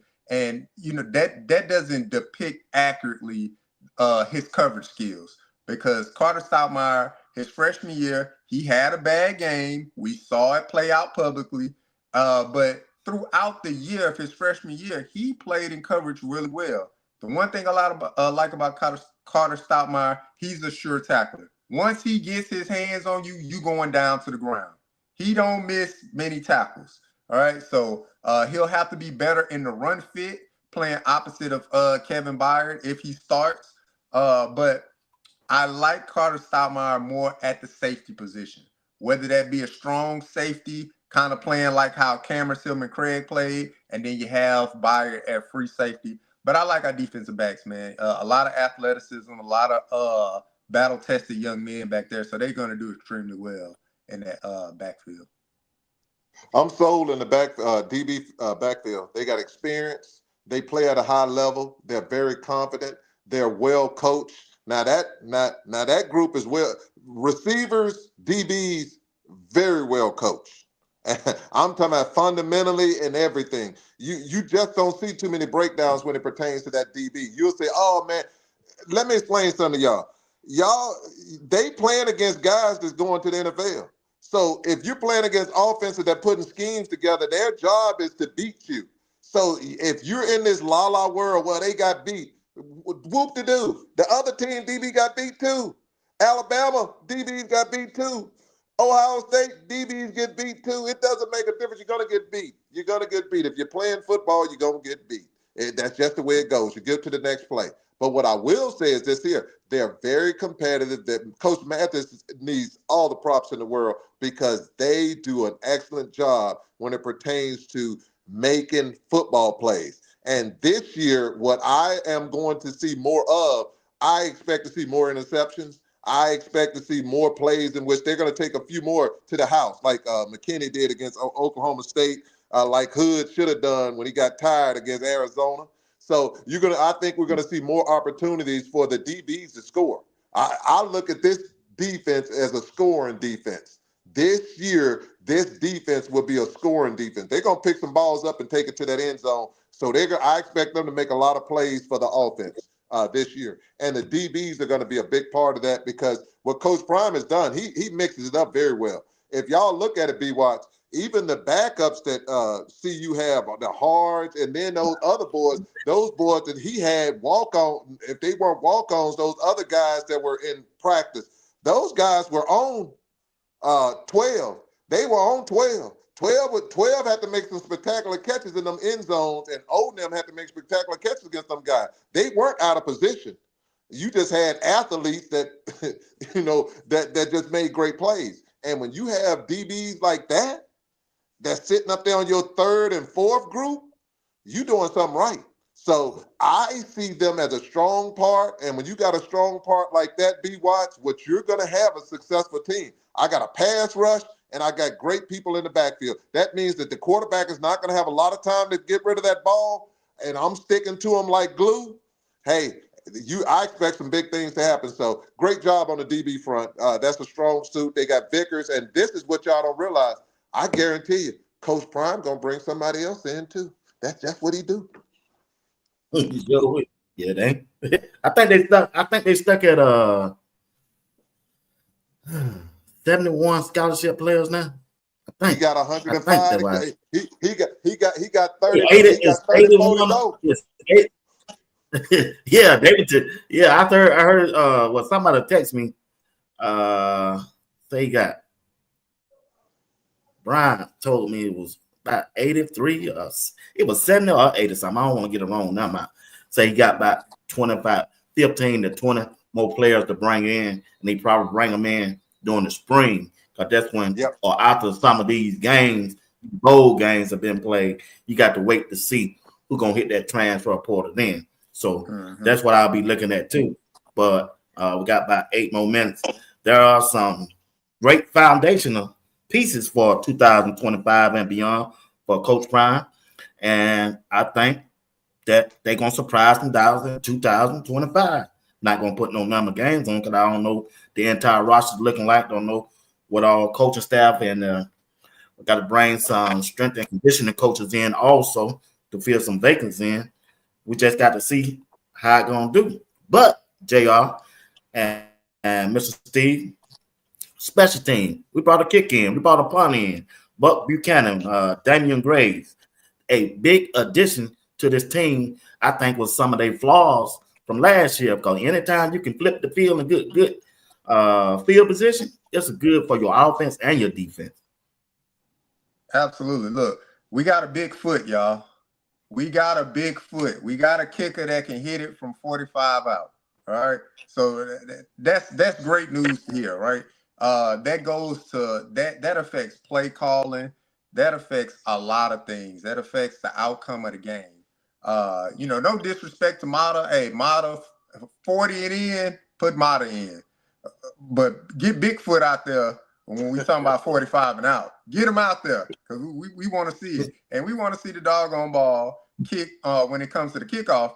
We want to see that doggone ball, especially when you at CU. We want to see the ball out the end zone. Right? And then for the punter, Mate 2.0, he got another Australian, punter. I actually had a chance to go to Darwin, Australia, and visit out there. They play a game called footy, and all they do is use their foot to kick a ball around. So if that means anything to y'all, they know how to kick a ball with their foot. So you brought the young man over from, I believe it was Kansas State he came from. And he'll be another Mate 2.0. So he'll be able to flip the field. But I'm excited about Bigfoot.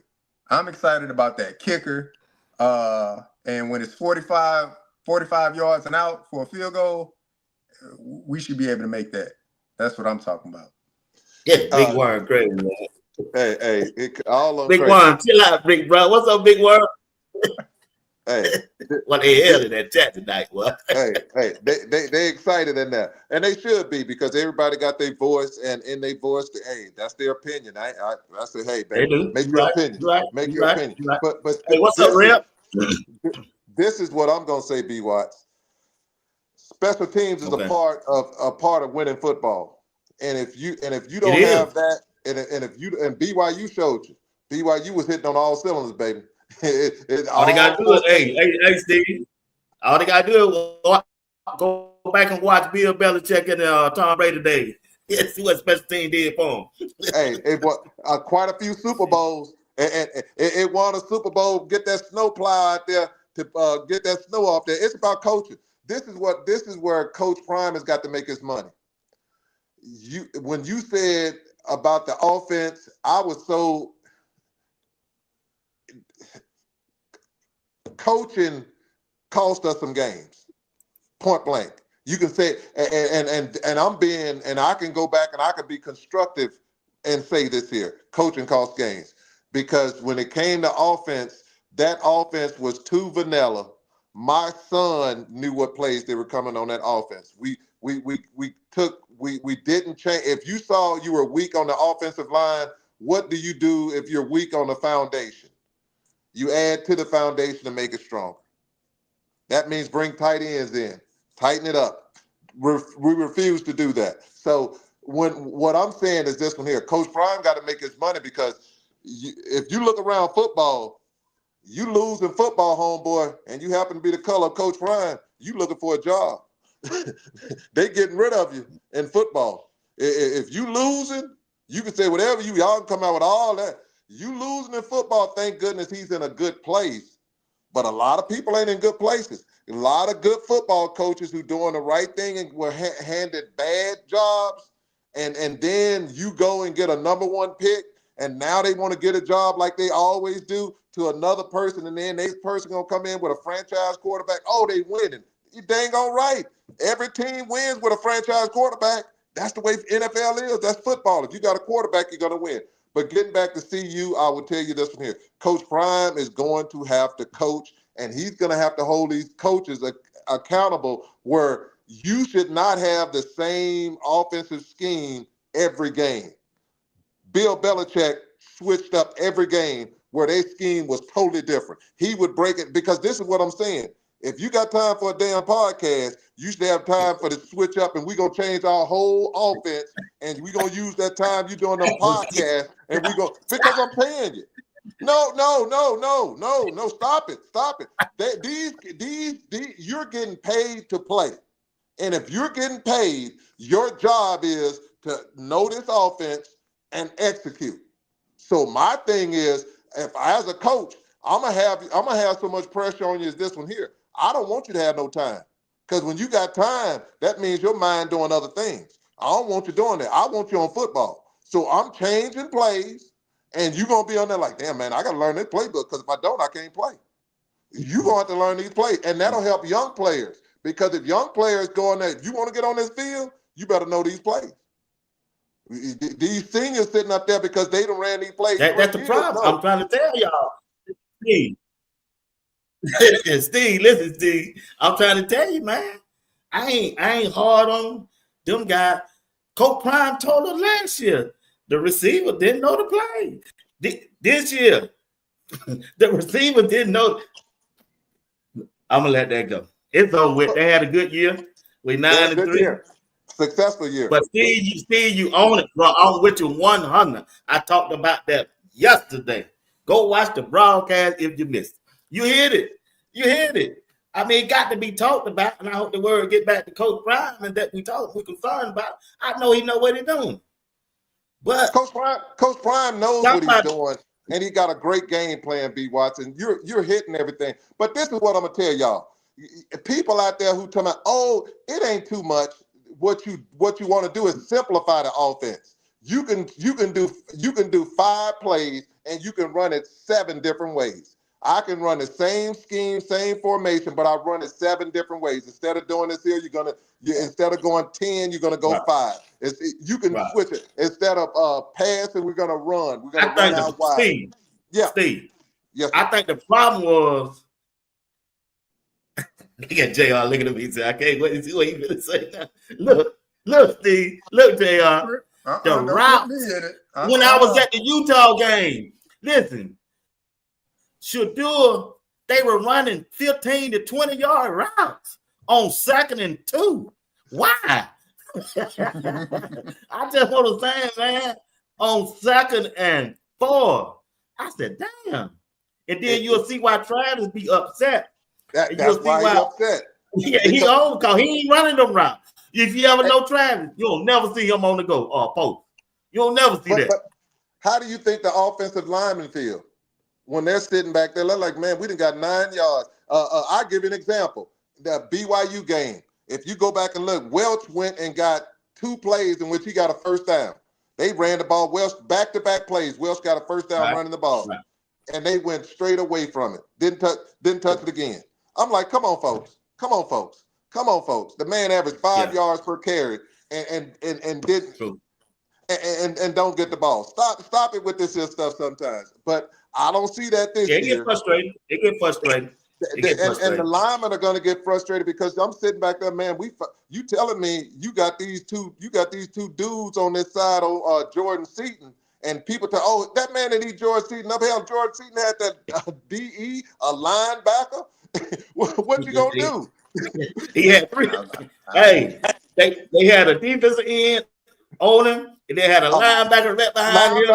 And once you take it, I'm coming right behind you. I mean, hell, you ain't got no running back. Ain't no running back there. I'm staying out of it, man. Look, we won. No, but see, yeah, I'm done. Hey, I'm staying out of it. Man, listen.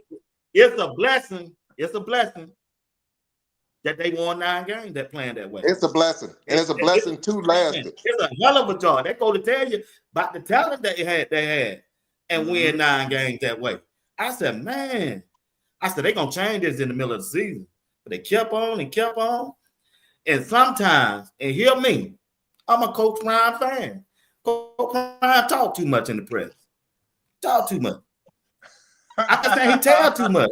Bro, man, listen. You're telling the truth. You're telling the truth on this. Listen.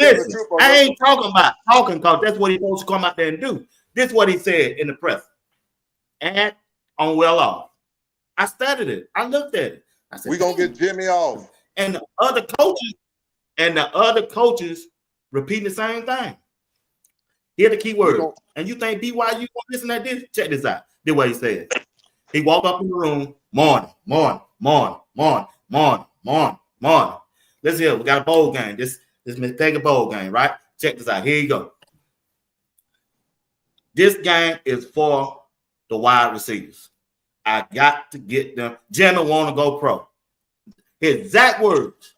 The other players don't get caught up in your feelings. Because this ain't about you. This about Jimmy want to go pro and my wide receivers. I got to get to a bowl game. I said, damn. And then, here we go. Now, Steve, show your face. And then, here we go. Here go Pat Sherman. We gonna run the ball. No, y'all saying that's what Coach Ryan said. Coach Ryan said. But here we go. Check this out. But here we go, though. I'm not saying ain't nothing wrong with, but you can't say that on tape and think ain't nobody gonna hear that, bro. That BYU team, they wanted to beat Coach Ryan. That coach did. He said, all thing they gonna do is throw the ball. They're gonna throw the ball and throw the ball. Bro, you can't go out there and do that. Coach Prime is a good dude. I rock with it, but you just can't say that, JR. Well, if that's what you really trying to do. And that's Coach Prime is used to having Eric Williams, Larry Allen. Was Newski. He used to have an offensive line that it didn't make a difference. They would tell you what play. Emmett left, Emmett right, Emmett up the middle. They tell you the plays, but you couldn't stop them. Now, what you're saying is absolutely correct. Coach Prime do need to ring. Yeah. Bill Belichick won't tell you nothing. He, Nick Saban ain't gonna tell you. He tell you the same thing over and over and over. Yeah, we're just gonna come in and we're gonna same thing over and over. We're gonna be fundamentally sound. They're a good team on the other side. They're well coached, and we're just gonna go there and play football.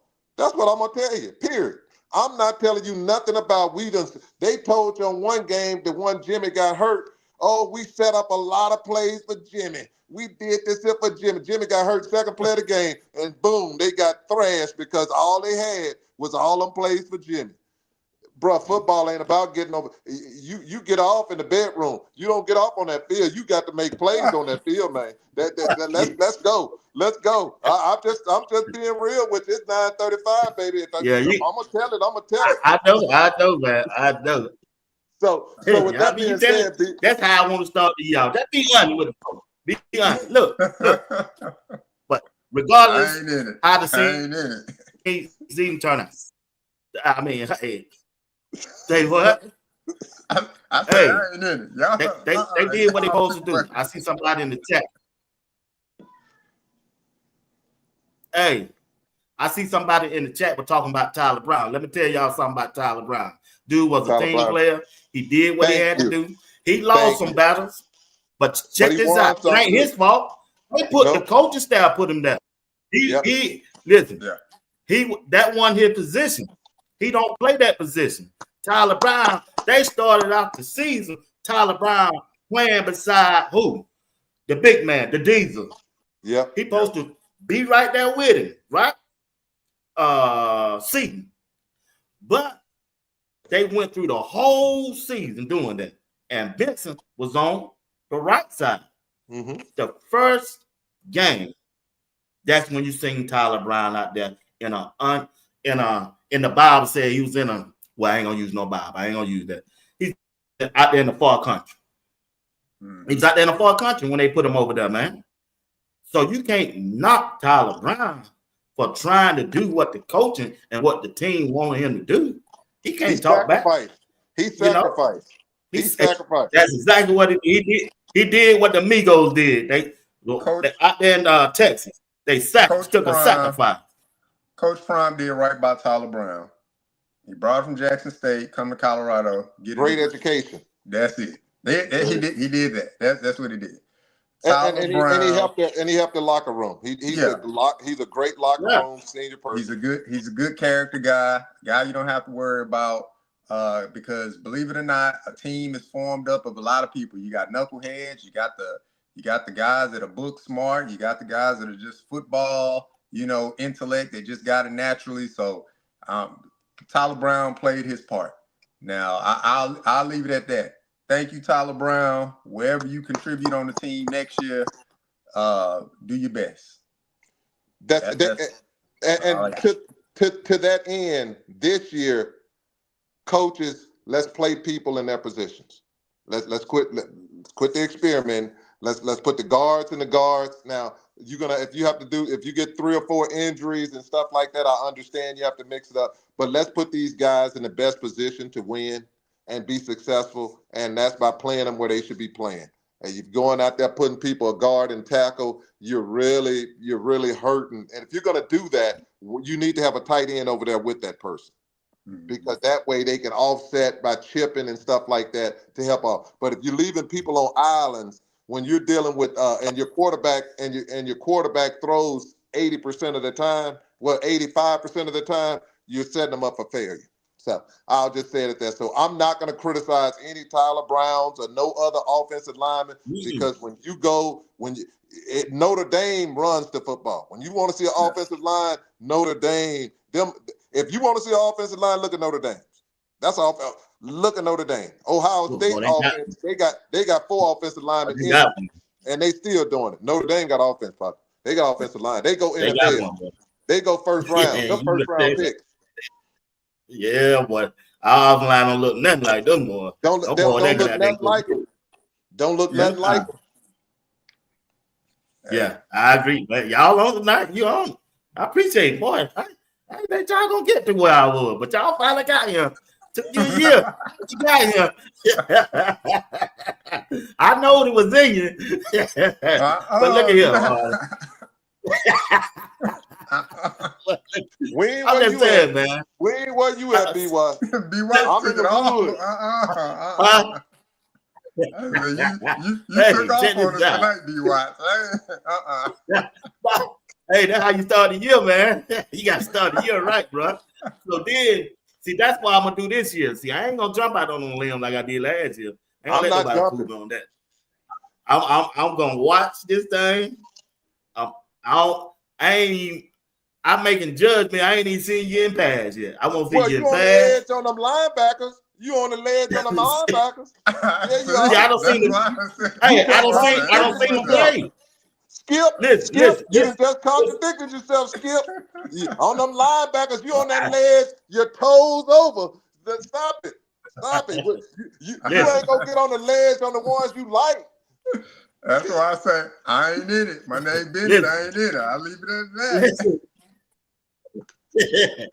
But I don't seen the film work on them, bro. Man, I saw the film work on some people you get too. 82 titles in the season. BWatts, I can't win this one. BWatts, you done saw in your life, you done saw a lot of things that you like, man, that show pretty right there. I know that thing right there, pretty right there. And then you see her later on, she take the wig off and the eyelash. You like, good God Almighty, what did happen? I'm coming to join you, buddy. So stop it with what you saw. You saw snippets. You just saw snippets is what they call it. You ain't saw nothing, man. You ain't saw nothing. You ain't saw that thoroughbred. You ain't seen it. I got to drink some water. Hey, you got my throat, man. But look, though. Yeah. But check this out, man.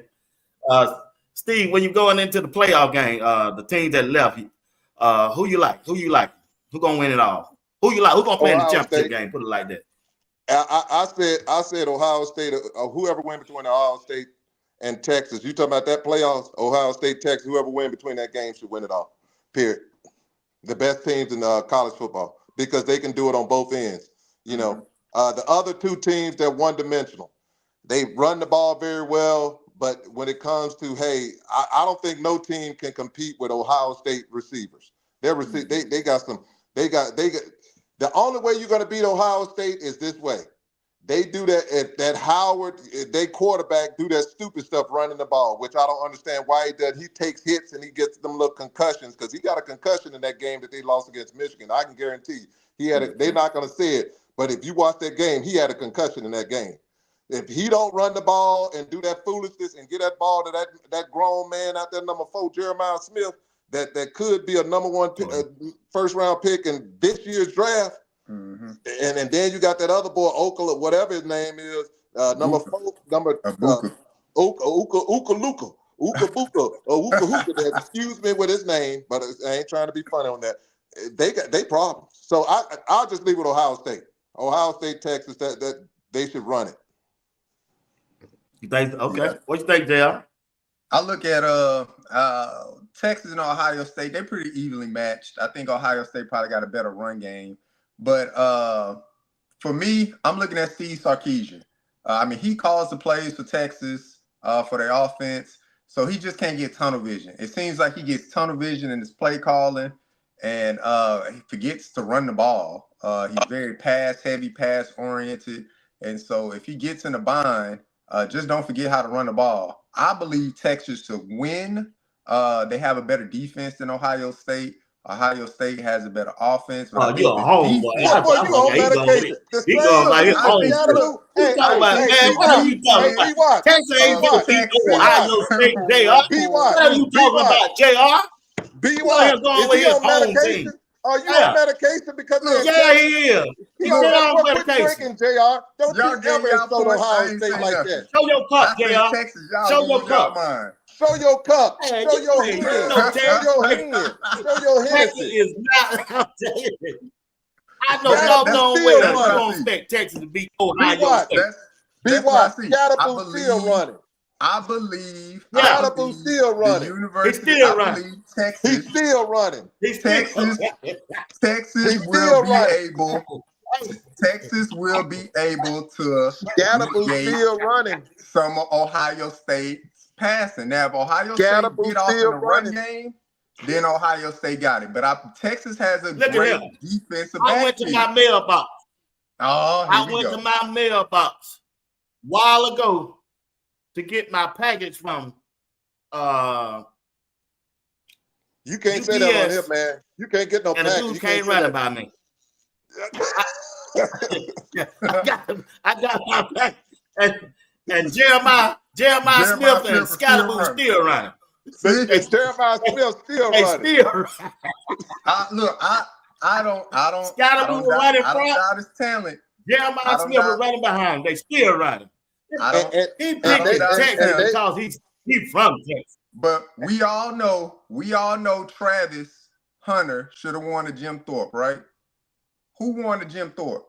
Right. The cornerback over there at Texas. He ain't no slouch. So that's what I'm saying. Texas has a great defensive backfield. So you tell me he gonna check? So he gonna check Jeremiah Smith? He gonna check who? He gonna be there. He gonna check ain't gonna shy away he from gonna check Jeremiah Smith. He gonna check who? Look, and wait. How much money you want to BWatts? You see how they do that? You see how they do me? I ain't in it. I'm done. BWatts, I got a question for you. I got Texas. Who won the Thorpe Award? How much money you want to bet on this, JR? Who won the Thorpe Award? The young man from Texas. Well, his girlfriend said Travis won it. Oh. Hey, we ain't gonna stop. I ain't gonna get it. All I'm gonna say is this: if Steve Sarkisian doesn't get tunnel vision and play calling, don't say no if. Hey, don't say no if. Stop it. Texas ain't no if put up the points. I ain't no if. And they'll be able to do it. Because I believe your bet. I believe Texas can do it. I think their defense can put some clamps on Ohio State, but it's up to the Texas offense. Steve Sarkisian is going to have to call a heck of I believe that. And then with Penn State and Notre Dame, let them lead the way. Notre Dame cannot catch the ball. Give them a sense of pride. I understand what you're saying. Take a pick. Buy you a plane ticket, JR. I'll buy you a plane ticket. My mailman run at 4:30. Look, Scalaboo and Jeremiah Smith still running. BWatts. How many games have I been wrong on? We done went through all the predictions so far. How many games have I been wrong on? I've been wrong on. Hey, you can't be wrong on any game that you be talking about if. You be talking about if. If you talk about if, that means that you allow one. You allow one. One game, and that was Georgia. Steve, you know what I told him, Steve? Georgia couldn't move the ball. That's what I told him when he told me that in that text. I said, "Hey, seems like you need to cover the other team, leave Colorado alone." That's what I damn told him. So I'm picking Texas. I told you. I'm picking Texas. I said, you need to be covering Texas instead of Colorado. And for the second game for Penn State and Notre Dame, I'm picking Penn State because you will not be able to run the ball on Penn State the way you did last game. Penn State, Notre Dame, the way they ran the ball on Georgia, it was criminal. And it was really only one guy getting off in the running game, and that was the quarterback, Riley Leonard. Penn State is going to be ready for that. Riley Leonard is not accurate with the pass. He only had 90 passing yards, and guys were open. So it's not like guys were open. He just went hitting them. So Penn State going to be ready for that. They have a fast, free-flowing defense in Penn State, and Drew Aller, he'll make the play when needed, and they just going to run the ball with them two dynamic running backs they have at Penn State. So give me Penn State and Texas in the championship game, and then I'll take Texas. That'll be my overall winner. Oh, you going by your home state? I get that. You just like Coach Dre. Hey, you just like Coach Dre. I'm just being analytical about. You ain't gonna tell the truth because they folks. Hey, some folks gonna run Coach Dre out of Florida, and they gonna run you out of Texas. Exactly. That's what it is. Because he picked Florida State 13 times. Friendly wages. Watch. What's that on the game? Friendly wages. Friendly wages. Watch. See what you say? Hey, they gonna fix that. They gonna fix that whole squad now. They gonna fix it, and I ain't mad at them because what you will see is this. When the great thing about Coach Dre and JR, they on winning teams. They win in 12, 13 games. I pick them too. Hell, when you're winning like they winning, When you're winning like they winning, I can't get mad at them. Coach Dre, I'll tell you, even this Florida game. Now the only team I will say, now that Seminoles. Now you can't go for them because they got whippings. Now other than that, everybody else was good. Hey, see, I'm not Coach coming Dre, back on the show until y'all get Coach Dre up here. Y'all just beat me up. Coach Dre he never said anything about Florida State this year. Hey. My grandmama sang a song. My grandmama sang, hey, he in the chat. That's what I'm talking about. My grandmama sang a song, said, he never said a mumbling word. Not a word. Yeah, church said, I ain't coming back on the show. Never said a mumbling word. Coach Dre pull up on Tuesday, Coach Dre. See how they trying to do me. Now he talking about Florida. Now see how they trying to do me. He talking about Florida because Florida was thumping. Florida thumped some heads now. Florida thumped some heads. Woo, boy, boy, y'all crazy, boy. I can hear Ray Charles now. Now, hey, yeah. See, there y'all go. Now tell Coach Dre. Tell Coach Dre. I want my money now. I want my money. What my money with Ray? You out there? Be ready. You out there doing all this? My thumbs and my fingers gonna be like that in that chat when Texas winning. Watch. Y'all gonna be like, this boy just won't stop telling. I'm gonna text that. I'm gonna spam the chat. You might not be doing too much spam. Ask Oregon with 31-0. They weren't doing too much spam. I'm my bad on that. My bad on that. I thought Oregon really was gonna win that thing, y'all. I really did. You do know Dan Lannon is the coach of Oregon, don't you? But check this out. Yeah, I knew that. See, I ain't hating on him. I was looking at play. That's the problem. That's why I don't find out. He can't win the big game. He cannot win the big game, man. He can't. Man. Yeah. Y'all can see. Gonna be Texas and Penn State.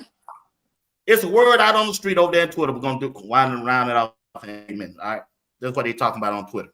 All right. Shadua don't play all year. All year. Number one first round draft pick. At the end of the year, they want to wait to judge him on a bowl game. To saying that some of the scouts, he talked to some of the scouts. They don't see Shadua as a first round draft pick. What kind of mess is that? Well, let me tell you, it's perfect. That is why on Mondays, like 2 days ago, they get fired. Because if you as an owner, you don't draft two, and two go to another team, and that team wins, and they see all those W's. Ask the Tennessee Titans. Tennessee Titans owner don't play. He fired their general manager when they looked in that receiver Brown, when they traded Brown to Philadelphia, and Brown played Tennessee and went off on them for 200 yards. He fired that general manager the next game, right. that same day. That then turn around today. He fired the general manager. You be stupid and don't draft a franchise quarterback, you won't have a job. So all that talking, let them talk. You don't draft two and I can guarantee you're gonna be at the unemployment line because an owner can't be embarrassed to their fans because they fans gonna say, we had the number one pick and you didn't draft him. Look, I'll give you an example, the Chicago Bears. Look at the Chicago Bears. They drafted, I can understand they drafted Caleb, but up here in Washington, boy, we rolling. We got JD up here. We got JD up here. We got JD up here, baby. Yeah, he dealing, Steve. He dealing, man. He dealing, Steve. He dealing. And it's a different football, man. And when you and as fans and owners, if you look at the owners, to be embarrassed where you go amongst your other owners and they laughing at you because your general manager went up there and picked a tackle or a receiver, and your franchise quarterback is playing for another team, man, that's 15 years. 15 years you got to live with that. You don't get a franchise quarterback. So listen to all that foolish. And I'm going to give you another example. Look at Sam Darnold. Let me break it down to people out there in podcast land. Sam Darnold. They talked about him like a dog. Talking about he couldn't quarterback none. Let's go with the boy at the Carolina Panthers, Young. They say he couldn't quarterback. Let's go something. Let's go Baker Mayfield. They say he was a bust.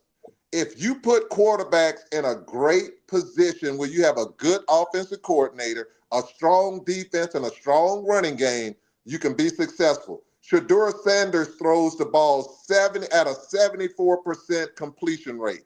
Let's say again, it ain't too many quarterbacks in the NFL that does that. Go through the NFL, 74% completion rate. Not in the NFL, they don't. Not in the NFL, they don't.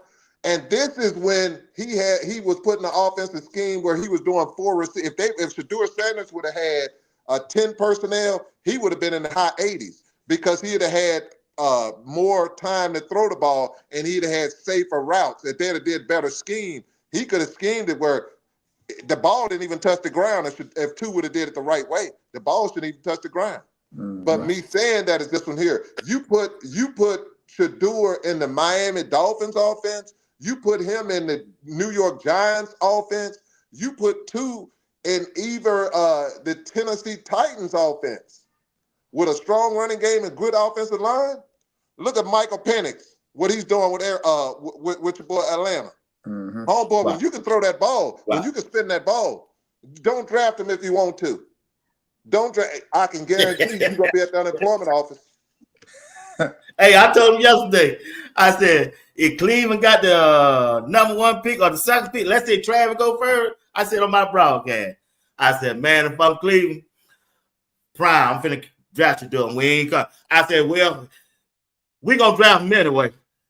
Well, he gonna come back and play for me for 1 more year. Well, I'm a tank again, and when he come back out, we're gonna draft him anyway because I want the best quarterback draft. You better put on that fur coat when you say must be the money and come on out here because we gonna draft two the best quarterback in the league, bro. Well, look, for me, this is a part of it, man. It's leading up to the draft. It's like politics, man. It's always mudslinging, man.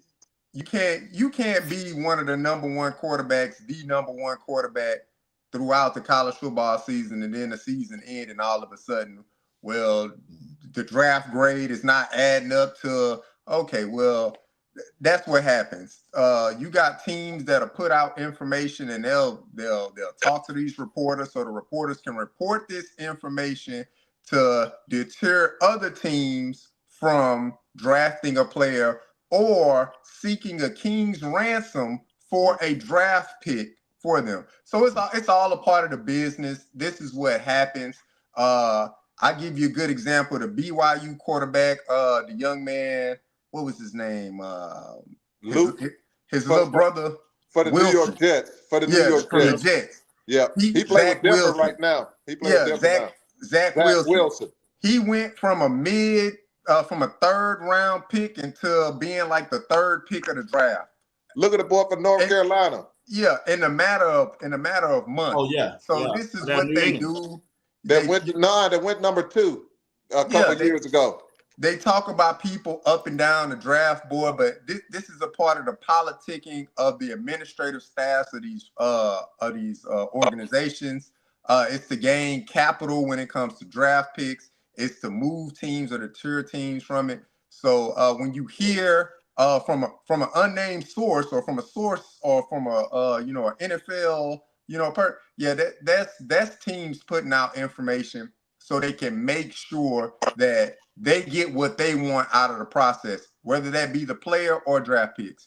But we all seen Shedeur play throughout the year. We know what he's capable of, but this is a part of the process. So all two got to do is on his pro day, throw well, do all the mechanical things well as a quarterback that he does, and then he'll be perfectly fine. Two don't have to do nothing. He has too much tape. This is what you have, JR, is this one here. You got people, and I'll tell anybody, all these people who tell me they know so much football, you got idiots who's making millions of dollars. Let me say again, idiots, because they're getting fired every day. Every year, 4 or 5, 6 or 7 of them getting fired. So they ain't too good. They are up there. They say they know all of this football, and they miss out on quarterbacks every year. They put that boy at North Carolina, the Chicago Bears, got general managers fired for getting that quarterback that they got traded. They were number 3, traded a first-round pick for that boy and drafted him to Chicago. Then he went to Pittsburgh and lost the job at Pittsburgh, went to Buffalo. But my point is this one here. They did Jamarcus Russell a number 1 pick. So don't tell me about how smart they are. They ain't too smart. They just men who own reputation and the good old boy system that got these jobs, a lot of them, because ain't nothing smart about them. Because if you're so smart, how do you have all these teams each and every year just winning 3 and 4 games? Stop it.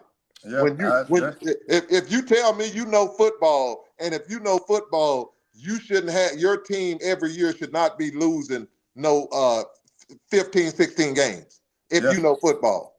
That's why I say that's the part of the politics of the pre-draft process. So it's all a part of it. Guys gonna go up and down the draft board, but like I said, all they got to do, the tape is out there. You go to your pro day, you throw, you do all the things that you need to do. You hit the measurables, you get your medical taken care of, all of that stuff.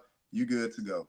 So I'm not doing. If I'm 2, I'm not doing any of it. If I throw any, it's to help my receivers out. But I'll tell them like this there. I'll tell them this there. You got all of this tape. I ain't got number 3 places on here. Them the only 3 people I'm talking to, period. Anybody else, we don't need to talk. If you're drafting, but I ain't got to talk to you. Yeah, that's why I think he throw at the pro day just for his receivers. Yeah, but that's the way I'm going, because I'll tell y'all, look at Bo Nix. I'm just going. When you're in a good position with a coach that can actually coach and scheme up stuff, and you got a strong running game, it's wonders. It's wonders, signs, wonders, and miracles on what happens. So with that being said, 2 has shown everything. And the one thing that 2 has that a lot of quarterbacks don't have, 2 been beat up. The rest of the quarterbacks ain't been beat up. And when they get beat up at their new team in the NFL because they're so terrible, what are they going to do? I can tell you right now, Cam Ward get hit like 2, you're going to see it. It's going to be a whole different attitude compared to what 2 saying. Cam ain't taking that. Cam gonna let his offensive line know y'all garbage. and I've seen it. Well, Cam gonna let you know. 2 ain't gonna do that. So you better understand what you're getting when you get your quarterback. Yeah. Because that person coming in there, that person needs to understand you're gonna get beat up. It ain't gonna be pretty. Look at what Young had to go through. 2 can go through it. He's done it. Yeah. That's all it is, BWatts. It's football politics. That's all it is. Yep. Last question. Get all out of here, right? I've been saying that for the last hour. Check this out. Well, I'm gone. Without naming names. Yeah, without naming names. Without naming names, JR. How many players will hear their name called on draft day from Colorado? Not after the draft, but on draft day, without calling names. You're on the clock. Don't call no names. I hope all of them get drafted. But I know they ain't, but I'm just saying. Just the number. 4. Don't call no names and nothing like that. 5. 4 get the name called. 5. 5 gonna get their name called on draft. 5 gonna get their name called. 5 gonna get their name called. I had Hill Green. Well, I said I won't call, but he gone. It would have been 6. So I stay 5 now. I think 5. No, but he gone. He gone. Yeah, he gone. But I'm talking about the people on the team now. Yeah, I say 4. 5. I say I went you 2. I had 4. Then I said, no, I think this guy here gonna get drafted. I think this guy gonna get drafted. So I got 3. I got 2 receivers, a quarterback, and I got a defensive tackle and a defensive tackle. Yeah. Yeah, I got 4. Okay. I got 4. 4. I ain't gonna even say the position. I got 4. Well, I'm gonna speak mine. Yeah, Steve might as well call his name then. Yeah, I already know he gonna do what he gonna do. Yeah, his show. I didn't call his name. Like I said, I didn't call a name.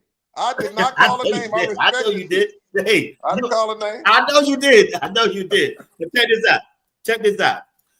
What you think Coach Prime should do for the offensive line coach? For me, Anybody? I want Y'all make it quick. Make it quick. Hey, make it quick. Make it quick. Cause I got about 3 more I want to get on. Proven guy. Give me a proven guy. I don't want to see a regression from Jordan Seaton, so give me a proven guy in there. That's what I got. Get get a qualified person to do it, and that wants to be there, and that can communicate with young people. Period. All right, JR, I'm gonna tell you what happened a while ago. Somebody came out that door. He looked up. He started smiling. The way I used to do me. He started smiling. I asked him a question. I said, "Don't you, Papa Bear? You know, as soon as you get through, it be on time." He jump in there, but that door open. Look at his head when he look it up. Boy, you come dead. He got that signal. Hey, he got that signal. He said, "Hey, he can do what he said, y'all. Do what he said, chat." He said, just give it somebody. You ain't gonna mess it up." Huh? Well, I'm gonna let you go, boy. Steve, I appreciate your night, man. I love you, bro. Love you like a brother, man. JR, appreciate y'all. Y'all get your last word and we out of here, man. Nah, that's it, man. Like happy New Year to everybody, man. Happy New Year. Have a prosperous 2025, man. That's what I got for y'all. Expect more from BWatts and the crew. Shout out to Coach Dre, everybody in the chat, Wild Dog, all the good people. Yeah, shout out to y'all, man. And I'll be locked in on Tuesdays. Shout out to Greg too, man. Greg said it. Well, I'm gonna say everybody, happy holidays, happy New Year's to everybody out there in podcast land. Start off 2025. Take care of yourself. Make sure you go on there. Keep a smile on your face. Keep watching BWatts because BWatts will put a smile on your face. And boy, he ain't sugarcoated right now on 2025, and that's a good thing. But we want to, like Coach Dre always say, you want to keep it positive, and you want to make sure you're saying things in a constructive way to ensure that you're being honest and you're being fair to people. And that's the way we are, and supporting Colorado and Coach Prime, and that's what we're going to do. So with that being said, for us, we want to make sure we're saying things that even if Coach Prime did hear it, he can look at it and say, well, they might have a point. And all I tell people is it's different point of views. If you don't want everybody saying the same thing in a room, if you asking people for ideas, because if you all are saying the same thing, it's a problem. I need some people telling me some stuff that I don't want to hear because I can think about it. Then I can break it down and I can ask questions here, and here. And then I can say, okay, that makes sense. Let's switch it up. Let's do something different. Quit doing the same thing over and over and getting the same results. With that being said, 2025 is going to be your year. Keep a smile on your face. Keep smiling. Keep loving people. And I'm going to do what I do best, baby. I'm gonna snuggle up tonight beside my boo, and I'm going to tell it by the tell it. Something else, man. Y'all have a good night. We want to thank y'all for watching Sports Talk. We'll be watching. I'm your host, Bernard Watts. You got Uncle Steve. We got JR. I want to thank everybody who tuning in tonight. Without y'all, this will not be a show. This year is going to be a good year for Sports Talk with BWatts. Got a lot of things I'm working on. Got a lot of things that are going to come to fruition. Just be patient with me, and we're going to get this thing rolling. Without y'all, I'm telling you, this won't be a good show. Y'all make the show by showing up, putting your comments in the comment section, and we appreciate each and one of y'all for doing that. Ending the broadcast by saying Coach Prime in Colorado and the players and the coaches and the entire staff had a good year this past year. Coach Prime took over team 1-11. They went 4-8, right? After that 4-8, 99-3, then we lost the bowl game. Whatever purpose or whatever Coach Prime on the inside of the building know what he wanted to accomplish, I'm sure they accomplished that. Whatever it was, they accomplished that. I wish all the players well. Appreciate Travis Hunter. Appreciate Shador, everything they did for Colorado. I appreciate Cam, Simeon Craig, everything he did. This dude came from Jackson State. He then started the first 2 or 3 games. I think came right in on the second in the second game, and he hadn't left the field at all, and he gave us all he's had. And I want to thank Shiloh for everything he done, what he brought to the team, all the seniors. And I want to thank Jimmy Horn. Pray for Jimmy Horn. I know he's going through an emotional ride with his father being locked up. You just don't know the effect that have on the player. And Coach Prime stood in the gap for him ever since he's been connected with him up there in Colorado. So Coach Prime deserves his flowers and everything he done brought to Colorado and the community and the college football, really. You see Belichick out there doing his thing. You got Michael Vick doing this thing. You got Deshaun out there, and I think Deshaun Jackson, he getting ready to do his thing. So Coach Prime is he's a beacon. He's just a beacon, man. He's a light that he's shining on the sports. And if he can do it, he letting everybody else know to give the guys a chance that done played the game the way he played to do it too. But once again, thank y'all for watching. I'll be back tomorrow and Thursday with Greg, Seth, and JR. And on Friday, I'll be back. I'm supposed to have a guest sometime this week from Colorado football team. I don't know when. I don't know when the date. They're supposed to let me know by Thursday. So we'll see how that goes. But once again, fellas, I appreciate y'all, man. I love y'all. Sent y'all some gifts for the holidays. I hope y'all got it. I appreciate you. Once again, thank you for being a part of Sports Talk with BWatts. Y'all have a good night. I love y'all, bro. All right, BWatts. Enjoy. All right, bro.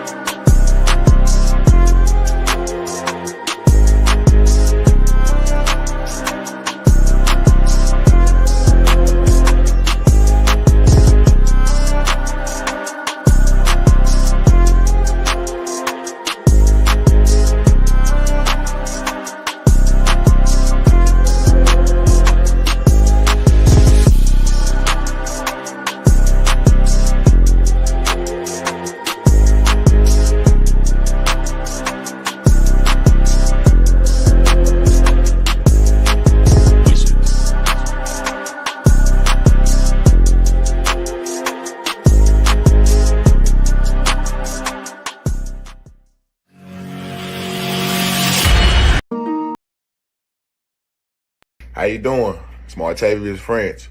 One of my identities would be a neighborhood success community coach, and why I'm intrigued with doing that is because I just want to give back and help all the kids that's in my community, Hopefully I can try to take a step and go further to other communities, but first I want to start off with my community and just being a big factor and reaching out to kids, that's going through things and would like to need help or need some guidance with it. A reason why I say that, is because just growing up, I really didn't have the right guidance like I needed to until, a man and a couple of men, matter of fact, came into my life, and just took me under their wing and gave me the best direction, the best path to just being a better me. I wouldn't know where I would be without those men for coming and stepping and doing anything that they didn't have to do, to come help me, become a better man. And that's just what I love, It's all in my heart. That's something I want to do, because if those men could come grab me and turn me to a better character, I know the same results that could happen to future girls and boys, that's younger right now, but don't have the right guidance. It's all about the right guidance with me. And some things that make me unique, I can connect with people well. I've been through a lot of situations, either with just dealing with death with family member,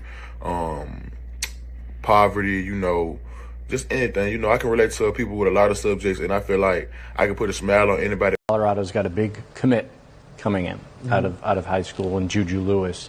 What were those conversations like? Because obviously playing time and getting a chance to show what you can do is a big part of committing somewhere. So did they promise anything? Did they tell you this, you'll get a chance, an opportunity? What did they say to you that gave you the confidence of, I've got a shot to make my name here as well. Yeah, no promises, all competition, and I'm willing to come in and compete. Juju, he's a younger guy, of course, so they wanted somebody in the room that can mentor him and help him come into college and feel comfortable, and they felt like I was that guy that can do that. I also feel like I'm that guy that can do that. I've met Juju at the Elite 11. I was an Elite 11 counselor this year.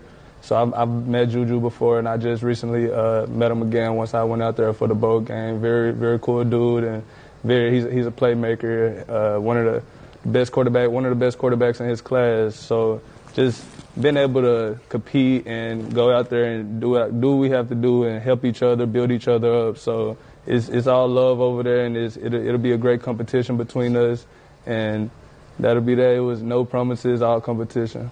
What's the ultimate goal? Of course, QB1. Okay. And the league, I'm assuming. Oh, as yeah, well. most definitely. Okay. He's one. Deion is a gift that keeps on giving for us. It was he is a content machine. Oh my God, it was great. Content is king. I don't care whether you hate him or love him. He's one. He's proven that he can coach. Here's the thing that's going to be really interesting. They don't have that NIL money, okay, that the Ohio States and that some of the other. He is relying solely on the transfer portal, and he just got one of the best defensive players in the country to come over from Alabama. And you talk about a great coach makes the entire organization better. So the applications for the University of Colorado, just for kids to go there, up 20%. Can you say Thorpe? Can you say Thorpe? Turn around. Looking square in the camera. Thorpe, and I called it first.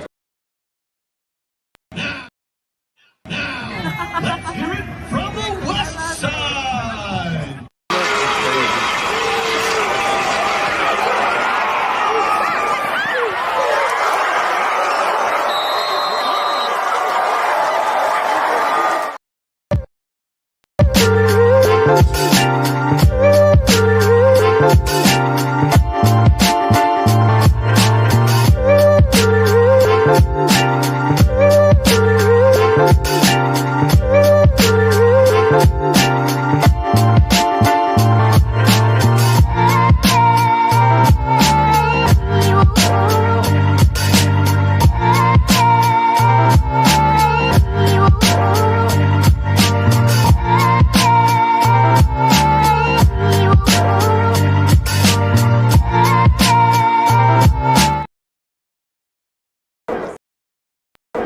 Hey, Slide.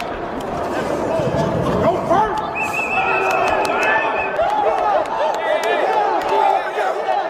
Social anxiety I feel, and I done been this way for some years. I don't really get along with my peers. Everything that they do to me is weird. So in a world full of weirdos, fools and strong. And I know, I'm working hard on what I see. And I feel like I love you.